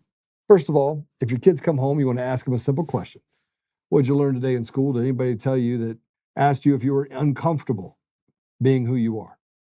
The second that you figure that out and they say yes, say, who was that teacher's name? And then they tell you, and then you go up to the school and you say, if you ask my son or daughter ever that question again, I will run you up the flagpole. That's what you tell them. And you look at them right in the eyes and you're like, do we understand each other? I'm watching you. And then you send out an email or a text message. You put it all over social media that this pariah who parades around as a teacher or administrator is out there trying to groom and piddle children. That's what you do. And then you watch fathers come out of the woodwork because fathers are pissed off right now, man. Fathers are pissed. Number of fathers that I talk to that are past the point of pissed off is overwhelming. For the first time ever, I was literally walking down the terminal. Somebody stopped me and said, let me find Kyle Clark. I find Kyle Clark in public, I'm going to cop a charge. And the guy was covered in tattoos. I was like, oh, okay. He's like, Joe, I've been watching you. And I was like, okay. I don't know. He had those little tear things on his eye. And he goes, I'm going to beat that guy. And I was like, man, if I were Kyle Clark, he's made a lot of enemies. He's made more enemies than me. Because this guy looked like he could put a hurt locker on you. Anyway, I will say that there are fathers that are tired of this mess. And if there's anything that I think can turn around what we're dealing with right now, it's going to be the will of fathers in our community whose balls have dropped. And I'm going to give them back their balls. I'm going to give them back their balls. It's going to be great. But I have another message here for back to school message from Erin for parental rights. She's been a fierce fighter for our kids in Colorado. And she has a message that I think you should hear. Play it. Bye, sweetie. Remember, there are only two sexes. Boys can't become girls and girls can't become boys. Safe adults don't ask you to keep secrets. No adult should ask you for your preferred name or pronouns or who you're attracted to. If a teacher has a rainbow safe space sticker on their window or wall, they're actually not safe. No flags belong in the classroom except the state and American flag. Socialism still doesn't work. Celebrating Thanksgiving is not offensive. You don't have to apologize for being white or for loving Jesus. Borders make our country safer, so do police and prisons. Competitive sports are actually about exclusion, not inclusion. The government does not love you more than your parents do. And if anyone makes you feel unsafe, make sure you leave the classroom and call mom. Okay, have a great first day at school. Okay, see ya. That is like the best message ever. I just want to say this to you, Erin. Yes. Yes. More of that, please. If they have a rainbow flag on their wall, they are not safe. They are a pedophile. And if you're young and you're watching this, run away from the pedophiles. Don't sit in a room with them. Don't engage in conversations with those teachers. and make sure that you understand what stranger danger truly is. Let me tell you what it is. You need to yell, stranger danger. They're like, I need to see you, Johnny, after class. Stranger danger. I can't be. You got to take that flag down, or I can't spend any time with you in the classroom. Sorry. That's the way it is. And if you call mom doesn't answer, you pick up the phone and call your dad. Because I promise you, your dad's going to have something different to say. Most dads, anyway. And if you don't, and you have a dad that's kind of a wussy, then pick your favorite uncle. Call him. Pick the uncle that nobody likes, that doesn't like bad people like that doesn't think it's okay to piddle children, who doesn't think it's okay to gender indoctrinate or groom children. Do that. Okay? That's just food for thought. But what Aaron said is true. Stranger danger. The real stranger danger is in the ones that have these like little hooks in their nose, right? And you don't have to hang out with strangers that are dangerous to you. All right. So let's pray it out. That was a great show today. We had a lot of fun. It was a lot of fun for me. I talked to AI. I get to talk business in the middle of doing business. I mean, come on now. There's nothing better. All right. Apple Podcasts, Google Podcasts, Spotify, Pandora, iHeartRadio, TuneIn, and more. Make sure that you actually do what is necessary to be the ambassador of truth. You are the one that gets it done. So I do want to thank you for your support over the years. And go ahead and hit the share button. Go over, give us a 5-star review. Hit us a thumbs up. I know, I see the little Coomer guy. So by the way, it's not just Coomer that comes over and watches it. It's like the lawyer for the Coomers, that they have to sit and watch the show. So I just want to give a special shout out to David Beller, that lying piece of trash that is tied into the Christopher Gregory case. That is a corruption case, one of the largest in Colorado history, that involves bribery and corruption and quid pro quo in the state of Colorado. It's pretty amazing what's happening with that case. Got a little bit of an update on that. So David Beller, I think you're a piece of trash. Oh yeah, and Charlie Kane, yeah, your name kind of fits. You know, Kane being kind of an evil demon. And then Brad Clower, I want to say hi to you too. Well, I don't know which ones you guys are watching me, but I do appreciate, maybe you learned something about AI and what's coming next, because something is coming. Something's coming. And I just think you all should be aware of the fact that something's coming. We know. Everybody knows. Everybody knows what you are, and no amount of what they've done in the judiciary is going to stop anything from coming. Consequences, accountability. I love it. It's coming. It's coming. It's coming. All right. Let's pray it out.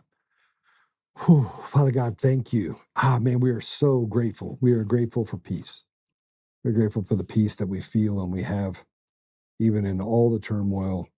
And we're grateful for that place where you get to that ultimate peace, when you get to a place where you can just recognize that faith and doing, that the art of acting to protect our community, to protect our country, to protect our children, that there is no greater love and there is no greater fulfillment of the test that you have put us in today. Father, I am grateful. I know we are grateful. The people listening are grateful.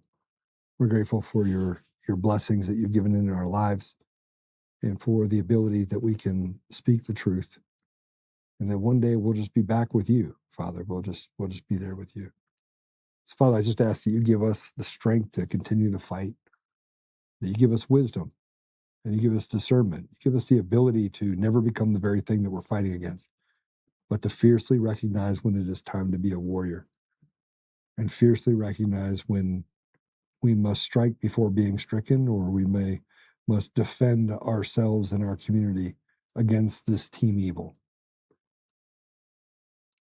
One of the biggest fears that I think we have, or I have, Father, is the fear that somewhere along the line, I won't do enough. So, Father, I just ask you to give us all our parts, and to have that Spirit tell us what it is we need to do, what direction we need to take, to stand courageously against this evil. And Father, I just ask you to destroy the machines and the mail-in ballots and this mechanism, and that supernaturally you will do what is necessary to strip our society and hand back the ability to have free will in our communities, to be free. to stop this bondage that's been created on the American people and in people around the world. We ask you, Father, to bless our leaders as we recognize that they have worked against the interest of people. They have been selfish. We also recognize, Father, that a heart can be changed quickly. So we just ask you to bring people to your will. We ask these things, Father, humbly in the name of Jesus Christ. Amen. All right. Susan Wright, good to see you. Gammy, always good to see you. We're going to do something special, by the way, guys. That special is that we are going to do call-ins. Who wants to do call-ins with me? Who wants to spend an entire show talking to people? I just want to talk to people. So we'll be doing call-ins. I don't know if we'll do it this week. Are we set to do it this week? Could we do it Friday for a little bit? Just 20 minutes. Maybe pick up a couple calls. All right, we'll do Friday. So Friday, bring your friends. Come in, even the bad people. And let's see if we can get to a conclusion that works out for all of you. So, all right. God bless you. Have a great day. Have a great night. And remember, use your AI. God bless you.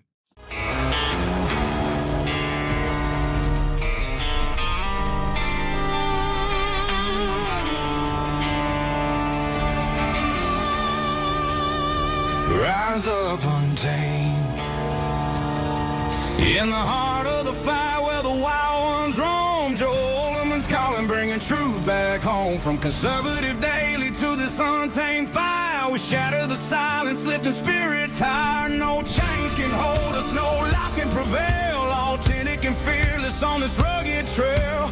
Patriots gather under stars and stripes. Untamed nation, igniting the night. Untamed nation, let the truth roll out in this land of the free. Standing proud from sea to shining sea, we won't back down. Catch the fire, wear the crown. Untamed nation, it's our battle song, motivating hearts where the brave belong. Yeah, untamed and wild, forever strong. Play it again all night long.